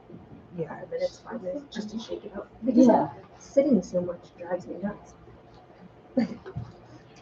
Do you do squats and stuff on that? Like, those kind of- Should be good to go. Okay, make sure you send me an email, the amount every month, the YouTube, what credit card, and when the bill, when it starts. Will it start today? Yeah, today's the No, I'm first. just not on it for a Yeah. couple minutes and then I do like kettlebell swings and stuff like that just to. Hey, so, can I ask you a question? It helps me, I guess with the circulation and stuff, it just helps me stay Tom. focused when I am reading. If I notice I start to. Tom. Wait. That's your question. Can I ask you a question? Yeah. So back to like the Freddie Mac and stuff, I'm just confused on like how they can like sell loans. Like, how do you sell a loan? You package them up, and then you go to the stock market, and let's say you have a 4% average rate of return on those loans. Then somebody on the stock market can buy it, and then they'll buy that package of loans, and then they'll reap the yield of 4% on it. So I'm So- confused, because it's like buying money, like a loan is money. Yeah, yeah, And then it's like buying money. You're buying it, you're getting the yield. So if I buy that package, and let's say that pool of loans, the average is 4% interest. Mhm. When the borrower makes his payment, it's gonna go to the investor that bought it on the stock market. Oh, okay. So I'm the investor, Mhm. I buy them loans. Let's say I bought 3 loans from you 3 guys, Okay. okay? And its average rate is 4%. So every month, those payments are gonna come to me. Okay, now Samantha quits paying on a loan. So now instead of making 4% from 3 loans, I'm only making 4% on 2 loans. And let's say Azaria quits making payments. Now I'm only making 4% on 1 loan. That's how come it crashed, Okay. because they were bad loans that they were selling. So now they've tightened that up. So if I'm an investor, I know that the criteria is much more tight. I have a better chance of getting those loans. Now, if Samantha defaults on her loan, I'm the investor in the stock market, I have the property to go to me. Mhm. know what I'm saying? So, Right, I don't know. That's a little. I need one alone with a fixed rate, not a floating. You Right. doing okay? Okay, How's the class? that's what I was on, like, I was Yeah, like, get what you need. hold on. You definitely Yeah, want to fix. and I you got don't to want watch some some of your floating rate, Zoom. 'cause they can jack it up. Yesterday. Okay. Make that extra money. Oh, for my Monday meeting. Oh, I'm glad you mentioned that. I forgot I even sent that out. Hey, guys, I sent you guys out a Zoom link too yesterday, just to give you a little taste of what a Monday morning meeting may look like. So, you're welcome to look at it if you like. We sent that out so you guys can see, because we do there's always a lot of training. You always got to be training in real estate. The training never ends. It never ends.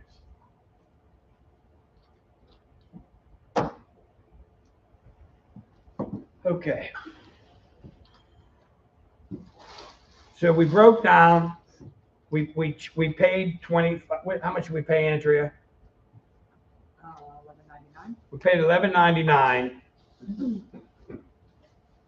So hopefully from here on out, at least during your class, we won't have any more ads. Let's see how that works. I'm not a big fan of doing that, but you guys are just so special.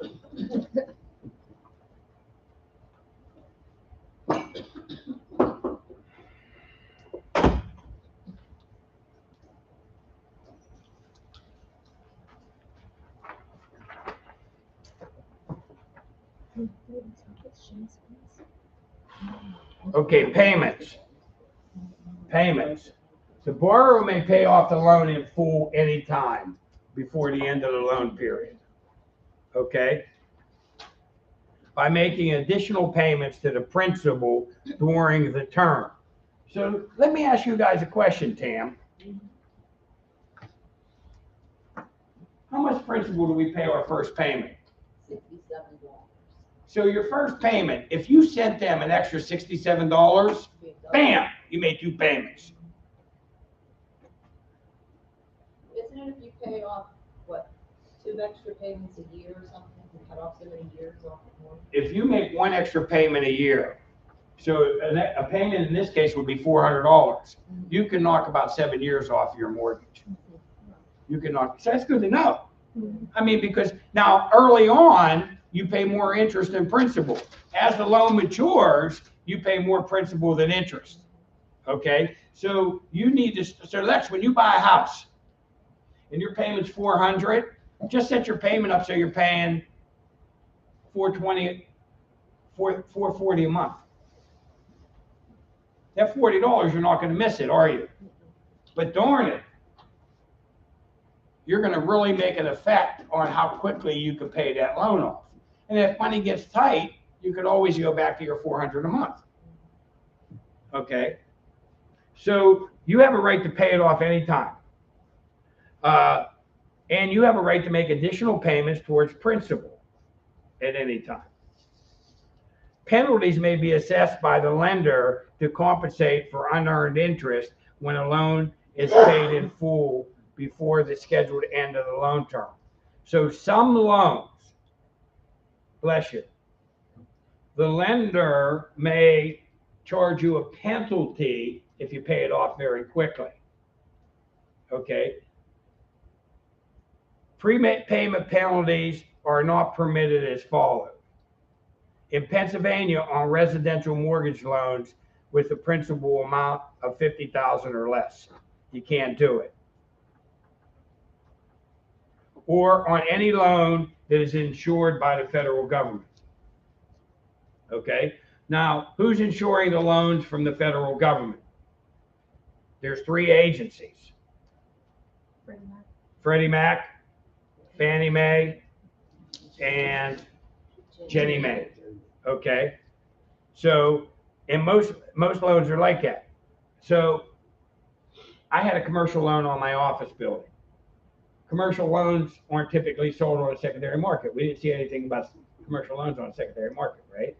So that commercial loan was through PNC. They held that loan. So they had a prepayment penalty that if I paid that loan off early, I had to pay them a penalty. Okay. And I paid it off early because I wanted to refinance it at a better interest rate. Now, on a mortgage, most mortgages are sold on a secondary market, and so most mortgages that you have on your home that you live in, you could pay it off early and there's no prepayment penalty. Yes. So basically, the interest rate substandard the early termination of that loan. You basically saved on that interest. Yeah. Enough to where it was worth it for you to. Yeah, maybe the pay it off was 2 points, Right. 2%. Gotcha. So straight loans are paid in periodic payments with the payment going to interest only. The entire principal is paid by the end of the loan. So if this was a straight loan, you're only going to pay the interest. And if you pay on this straight loan for 5 years, at the end of 5 years, you still owe $100 grand because you're only paying interest only.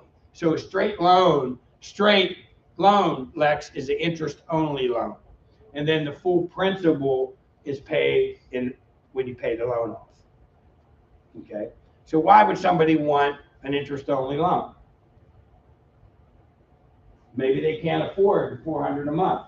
Maybe the $333. Straight loans are very rarely done in residential, typically on commercial. The Sopranos. Anybody watching The Sopranos? Anybody watch The Sopranos? Any Sopranos fans here? So me and my wife are down. We wanted to watch the new one that's coming out. But before we watch the new one, we said, let's go watch the whole series. So we're to the last episode. Okay, so if you watch The Sopranos, they lend money. They're loan sharks, right? They do interest-only loans. So Tony borrowed some money off of this one guy, $200K, in this couple episodes ago. So the rate he had to pay must have been 2.5 points every week. So every week Tony had to go give him $2,500 every week, interest only. And then when Tony was ready to pay the loan off, he had to give the guy $200K. That's an interest-only loan. So usually commercial is done, or the mafia. Why are you wearing Tony's suit? Why am I wearing Tony's suit? Tony's wearing my suit. Amortized loans. Okay, systematic periodic payments. Each payment is applied first to the interest and then the balance to the principal, also called a direct reduction loan. This was a amortized loan. This what we did here. Because remember, first went to the interest, then the principal, and then we took the principal amount off of the loan amount, and then the next payment, this was the principal. And then we took the interest off of that one, and then the next payment, this was the interest. That's a fully amortized loan. Okay? So you got to know the difference. You can either borrow money from Soprano, which is going to be a straight loan, interest only. At the end of the loan, you pay all the principal, or a fully amortized loan where you do the calculations and the first payment goes to the interest only, interest first, and then the principal. Okay?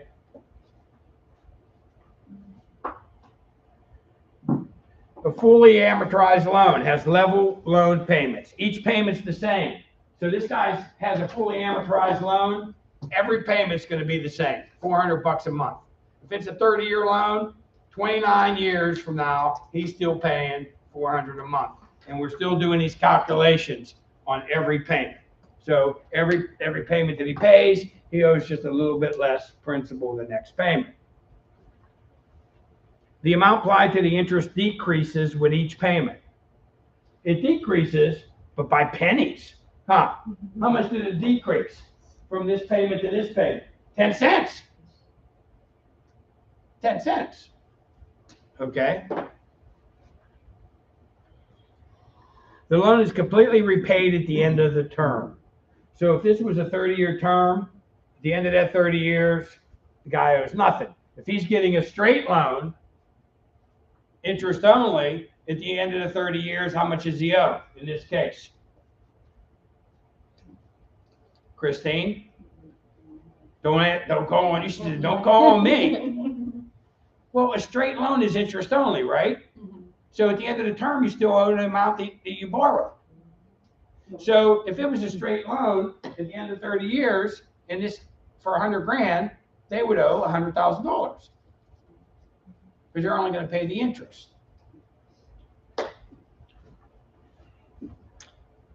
The math concept. See figure 12.3.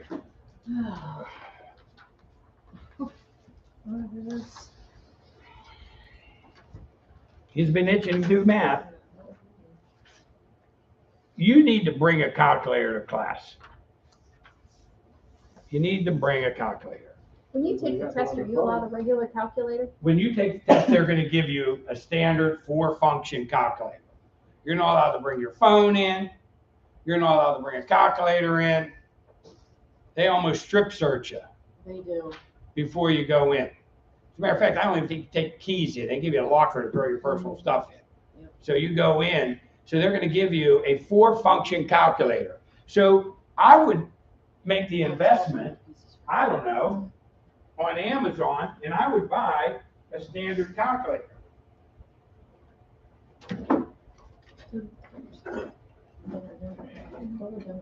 And I can't find my calculator at this point. You need one? Rob? No. But I like having, you know where I took it out at home. I like keeping a 4-function calculator with me when I'm doing these math problems, because then you're used to using a calculator. See, if you're used to using a phone, when you're going to take your test, you're not allowed to use the phone, you're going to use a calculator. So why not start using a calculator right now? Okay? Why not start using a calculator right now? So let's look at this table on page 171. Okay? So when you go take the test, remember here in this scenario, I just pulled a wild ass guess and used $400 as a payment. Right, Sarah? Now, if you go get a loan, do you think you're going to use a wild ass guess? No. We want to know exactly what this payment would be. So let's find out exactly what this payment would be. Let's see how close Tom Simon is. So how do we find out how much a payment would be on a $100,000 loan at 4% interest? That's what we used, right? For 30 years.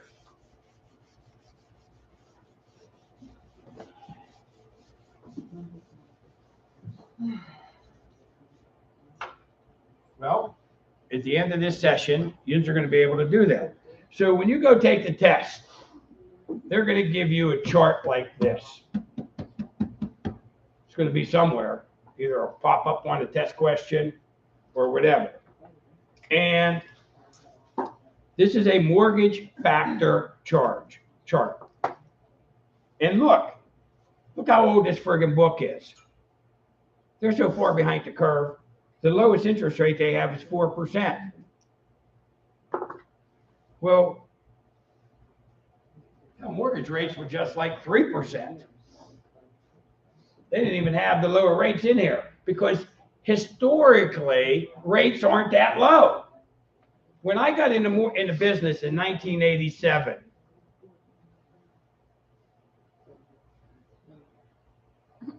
you were born in 2000. You weren't even born yet. No. And I was selling real estate. 21 this year. Or wait, 22. When I first got into business in 1987, interest rates were 12%. 12%. And they just came off of 18%.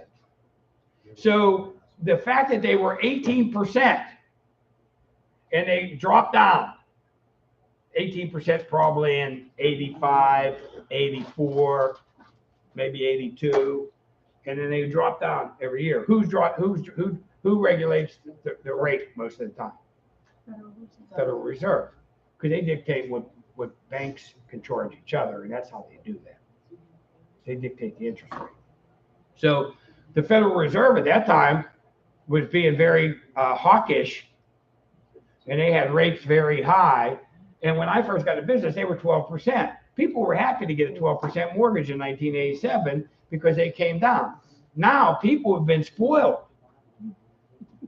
Rates 3%, 4%. Geez, whiz, if rates go up to 6%, people are going to start dying. I ain't paying 6%. Well, it's all relevant. Historically, rates are there, and this goes to show it because they don't even have less than a 4% rate in the book. Okay, so if you look at this chart, if I want to figure out how much a $100,000 mortgage is, principal and interest. Principal and interest, Christine, is what type of loan? Straight or amortized? Ooh. The straight loan would be what? Interest only. And then at the end of the term, all the principal's owed. Right? At the end of the term, Tony came and gave that bag of money to that dude that he borrowed the money from. Okay? So if you look at the chart, let me show you how to use the chart, Lex. There's the interest rate on the left-hand side. What was the interest rate again? Well, we're going to go with 4. Oh. Are you looking at the chart? Yeah, I'm sure. Look at the chart. 4%. Then here's a number. If the term is 10 years, 15 years, 20 years, 25, or 30. So what you do is you multiply that 100.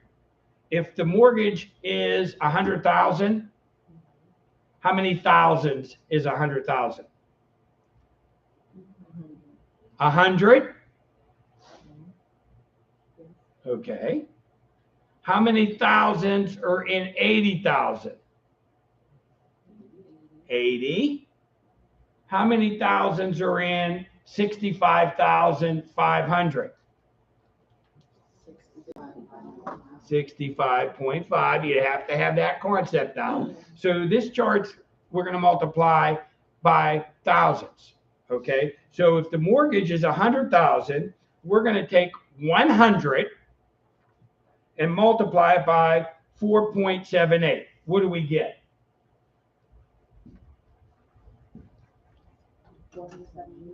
How much?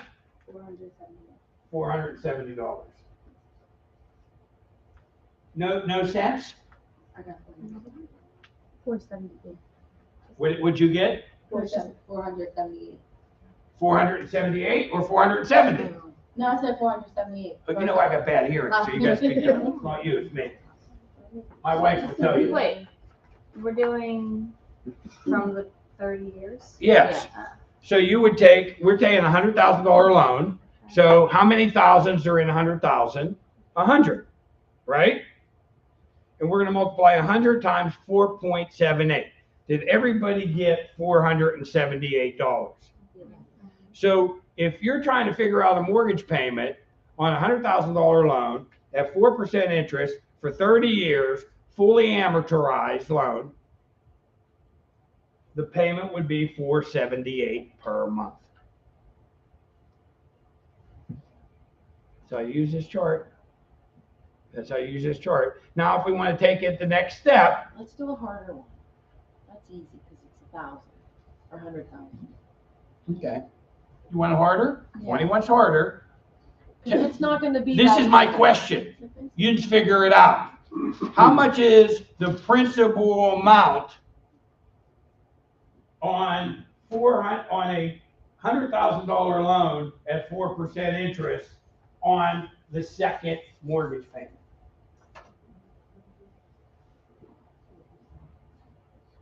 And here's the terms you need right here.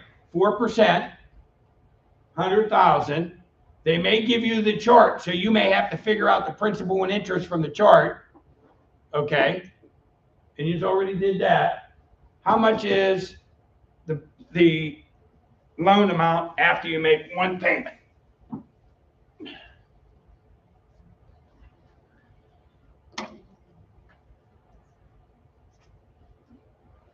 I don't think I know what's happening. What's that, squirrel?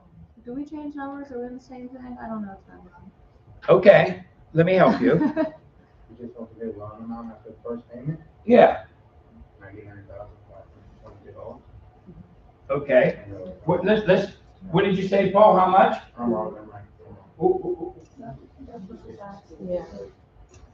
But that's just minus the whole payment, that's not the interest, you just gotta find that. Yeah, you gotta figure out. You gotta find the principal, Right. the 478 principal and interest. This is the easiest math that you can do. So we got to get this down so you can at least get this answer right. I don't spend a lot of time on math, but we are going to spend a lot of time on math, but not today. Maybe the day I'm not here, we'll have Dave spend time on math. We need that paper. Dave gave us a paper. You don't need that paper to figure this out. I know what paper you're talking about. I have that paper, but I'm not ready to give it to you. Okay. It's so helpful. So first you would take the 100,000 and times that by the 4%. No. To get the 4,000 and then divide that by 12? Well, we know your first payment, your mortgage payment's $478, right? So what's 100,000? That's the principal amount of the loan times 4%. How much is that number? 4,000. $4,000. That's the interest, right? But we want to know monthly, not yearly. And that's how they're going to trick you on a test. Because 4,000 is going to be one of the answers. So they're going to say, how much is the interest for the first payment on a $100,000 loan at 4%? They're going to show you the chart. You have to look at the chart. You have to figure out the payment. Then you have to multiply the 100,000 times 4% to get the interest. But that's yearly interest. So what do you want to divide that by? How much, Lex, to get the monthly interest? 12. 12. So what's 4,000 divided by 12? 333.33. 333.33? A lot of threes here. Trivia question. How'd you get 4,000? What's that? How'd you get 4,000? We multiplied 100,000, the mortgage amount, times the interest rate, 4%. A little trivia question before we go further, Christine. Not to interrupt you. 3 is my favorite number. That may come into play years from now if I have a trivia question and say pick a number from 1 to 10. You always want to pick 3. That's my favorite number. Okay. If I'm the one doing the trivia. So 100,000 mortgage amount times the interest rate of 4% gives you a yearly interest of 4,000. If you divide that by 12, you have interest of $333.33 you're going to make on your first payment, right? So if your payment is $478, where do we get that number from? The chart, right? If the payment is $478, how much is 478 minus 333.33? So the 144.67 is the principal amount of the first payment. So the interest amount is $333.33. The payment amount is $798. That $798, since this is a fully amortized loan, is split to principal and interest, P&I. Okay? So then 333.33 would be the interest. The principal amount would be 144.68. So the mortgage amount on the second payment would be, you take the 100,000 and you minus what? What are we minusing off the 100,000 to find the principal payment of the second, the mortgage amount of the second payment? What are we going to take off at 100,000? The interest or the principal? The principal of 144.67. So how much is the mortgage, the loan amount on the second payment? $99,000, Paul, 800 what? $55 and 30. There you go. And this is still one question, or the answer to the one question was the 333? Well, there was the question that I asked was, how much is the principal mortgage amount after you make your first payment? Yeah.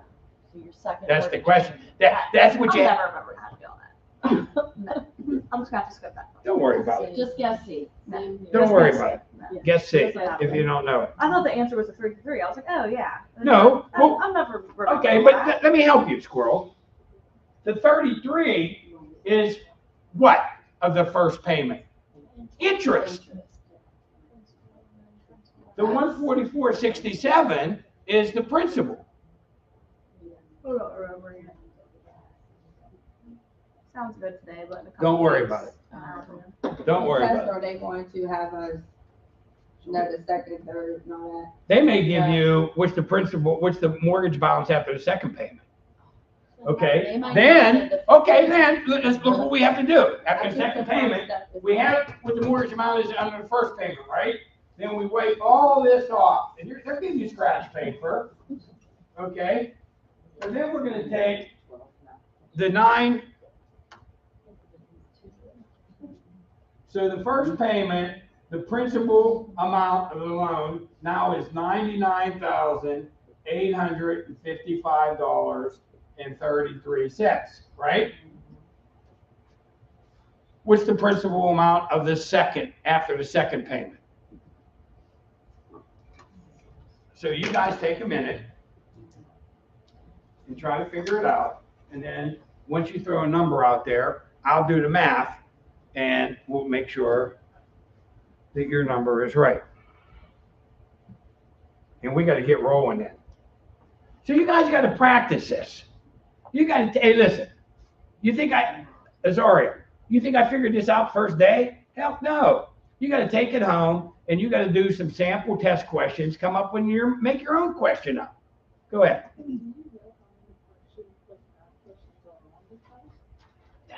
About 8. So if you get C every time, you got a 25% chance of getting 2 right. You might C, fail, Lex. you might fail the test though. But you can fail all the math questions and still pass the test. That's the plan. Okay, so how much is the principal amount after the second payment? If you get the answer, don't tell me the answer, put your hand up so I'll know you're done. Because I'm gonna wait until every one of you guys, or at least 80% of you, do this. Because if you don't do it while we're in class here, and you're looking on Facebook, you ain't never gonna make it. So do it, do the math. Do it as best you can do it. I don't know what I'm looking for. Well, wait a second, let me help you. Okay, Paul got the answer. Sheila you got the answer already, Sheila? Oh, yes. You go, girlfriend. Lex, you need to be sitting by Sheila, not Bonnie. I wish I could sit next to her like test. Where's the mirror glasses? Look at Vaughn, she took that personal. I was just joking. I know. Did you get the answer, Vaughn? No. Okay, No. Sit right next to her. point made. Yeah. Okay, keep working it. I want you to keep muddling through because one of you are going to get the answer right. You're going to say da-da. And if you need some help, get some help. Sheila, come over and help Bonnie and Lex, would you? Oh, I hope I'm correct. Well, I don't care if you're not. Not like me now. Go over and help. Who else needs some help? Who else needs help? Tammy, do you have the answer already? I don't even know what we're looking Paul, for. could you come over and help this table here? Okay. Yes. Who else needs some help? Principal amount of the 99. Gary, you got it, don't you? And then you have to get the interest amount. So you want to times that by 4. Sarah, you have it? I got an answer. Go back and show those guys how I did it.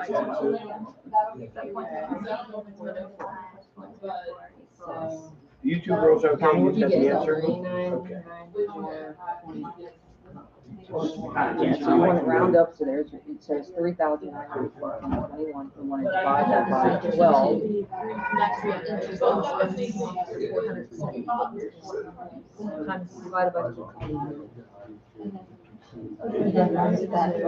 Yeah, so then you're gonna break down. And then 412 round, is it? Oh, okay. She got the interest that comes off of that. Okay, so then that's your interest. Times the right, you have remainders that's coming off of the Okay, principal. that's your interest. Then you minus back from the $470. Right. Well, yeah, the principal will come off of that. So you subtract this 332 from 478. Times 25, 18. Okay, so that's your principal. And then you take that off of the 99.85. Okay. Yep, and then you just start the process all over again for the next month. Did you get it then? He will So shut that's it your new. that's new. Having us do it each month like that. It's not that hard. So I think, if I'm wrong, say,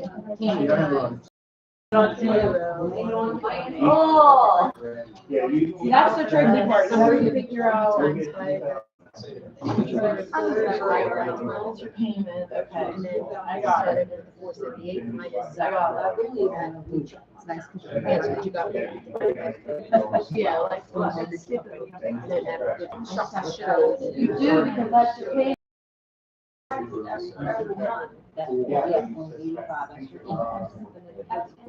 Yeah. 99,000. So that should be 99. You got that, Paul? Oh,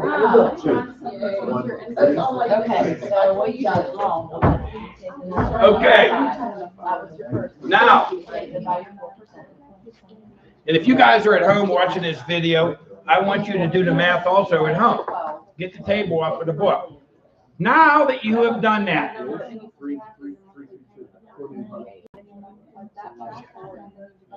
I see some good stuff going on here. This is teaching. Okay, now, whoever were the mentors that went over to the table to help, go back over to the table. Take your calculator with you, go back over to the table. So you were helping here, you were helping there.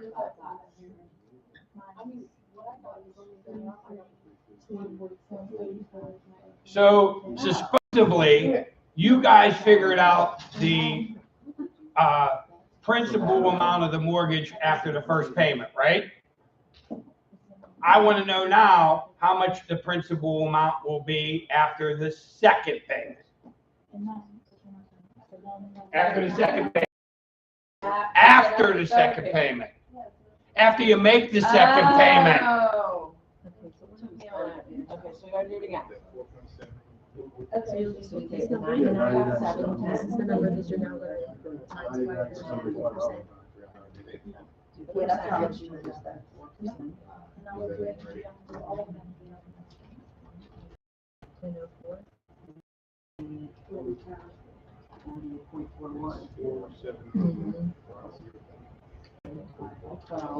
So it's 30.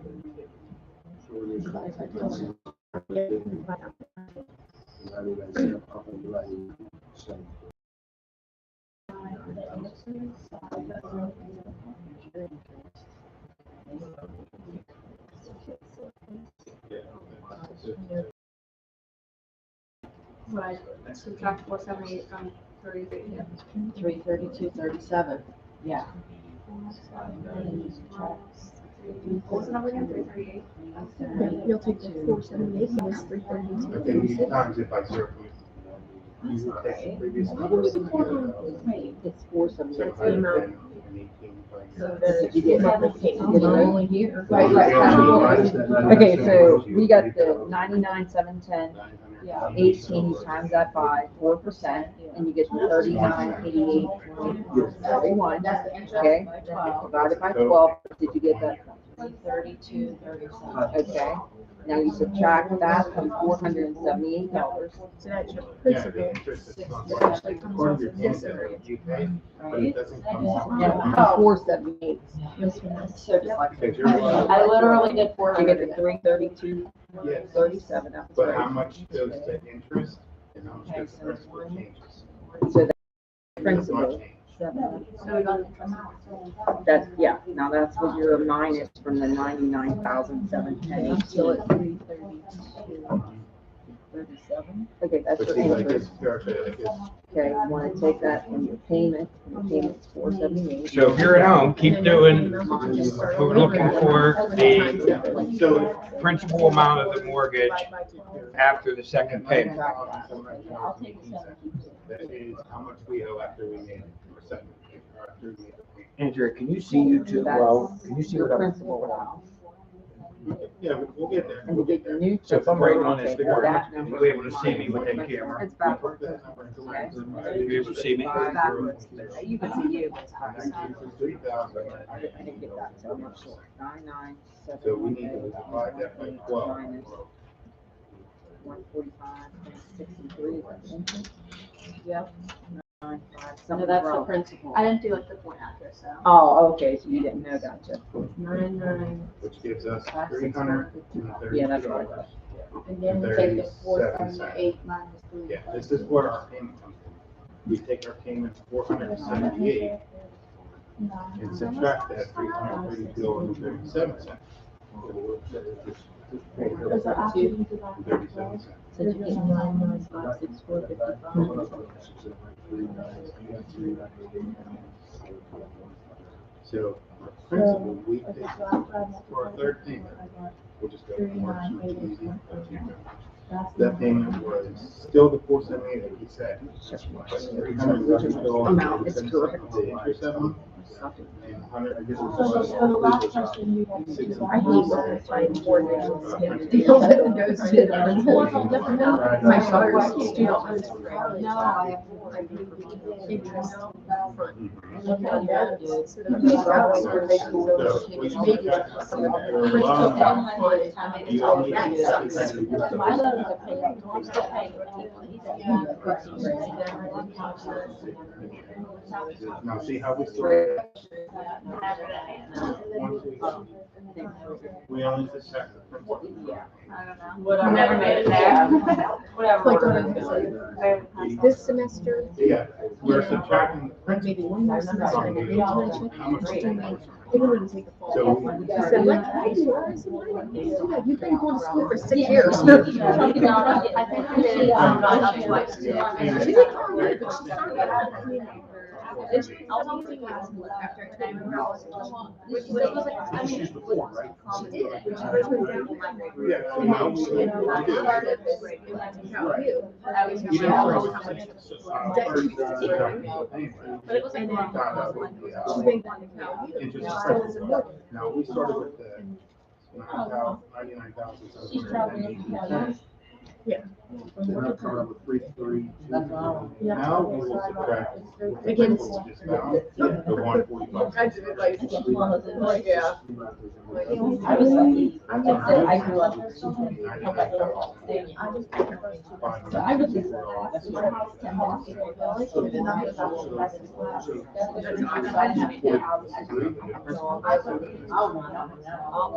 She did. She's working full time. And she was going Okay. Are we ready to start? Are you ready, Paul? You need a minute? You need a minute, Ray? Then after this time. What's that? After this time. No, we're gonna keep pushing before we break for lunch, I think. I don't know. I think we're gonna keep pushing.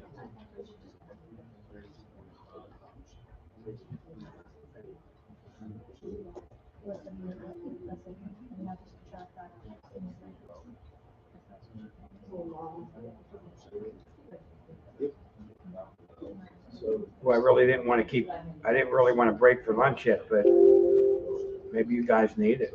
You see how that fixes it? Can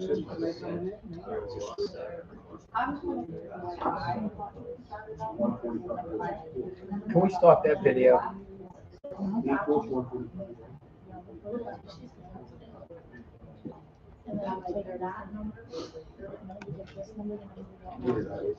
Subtract the whole 470 from the. And the new one is gonna be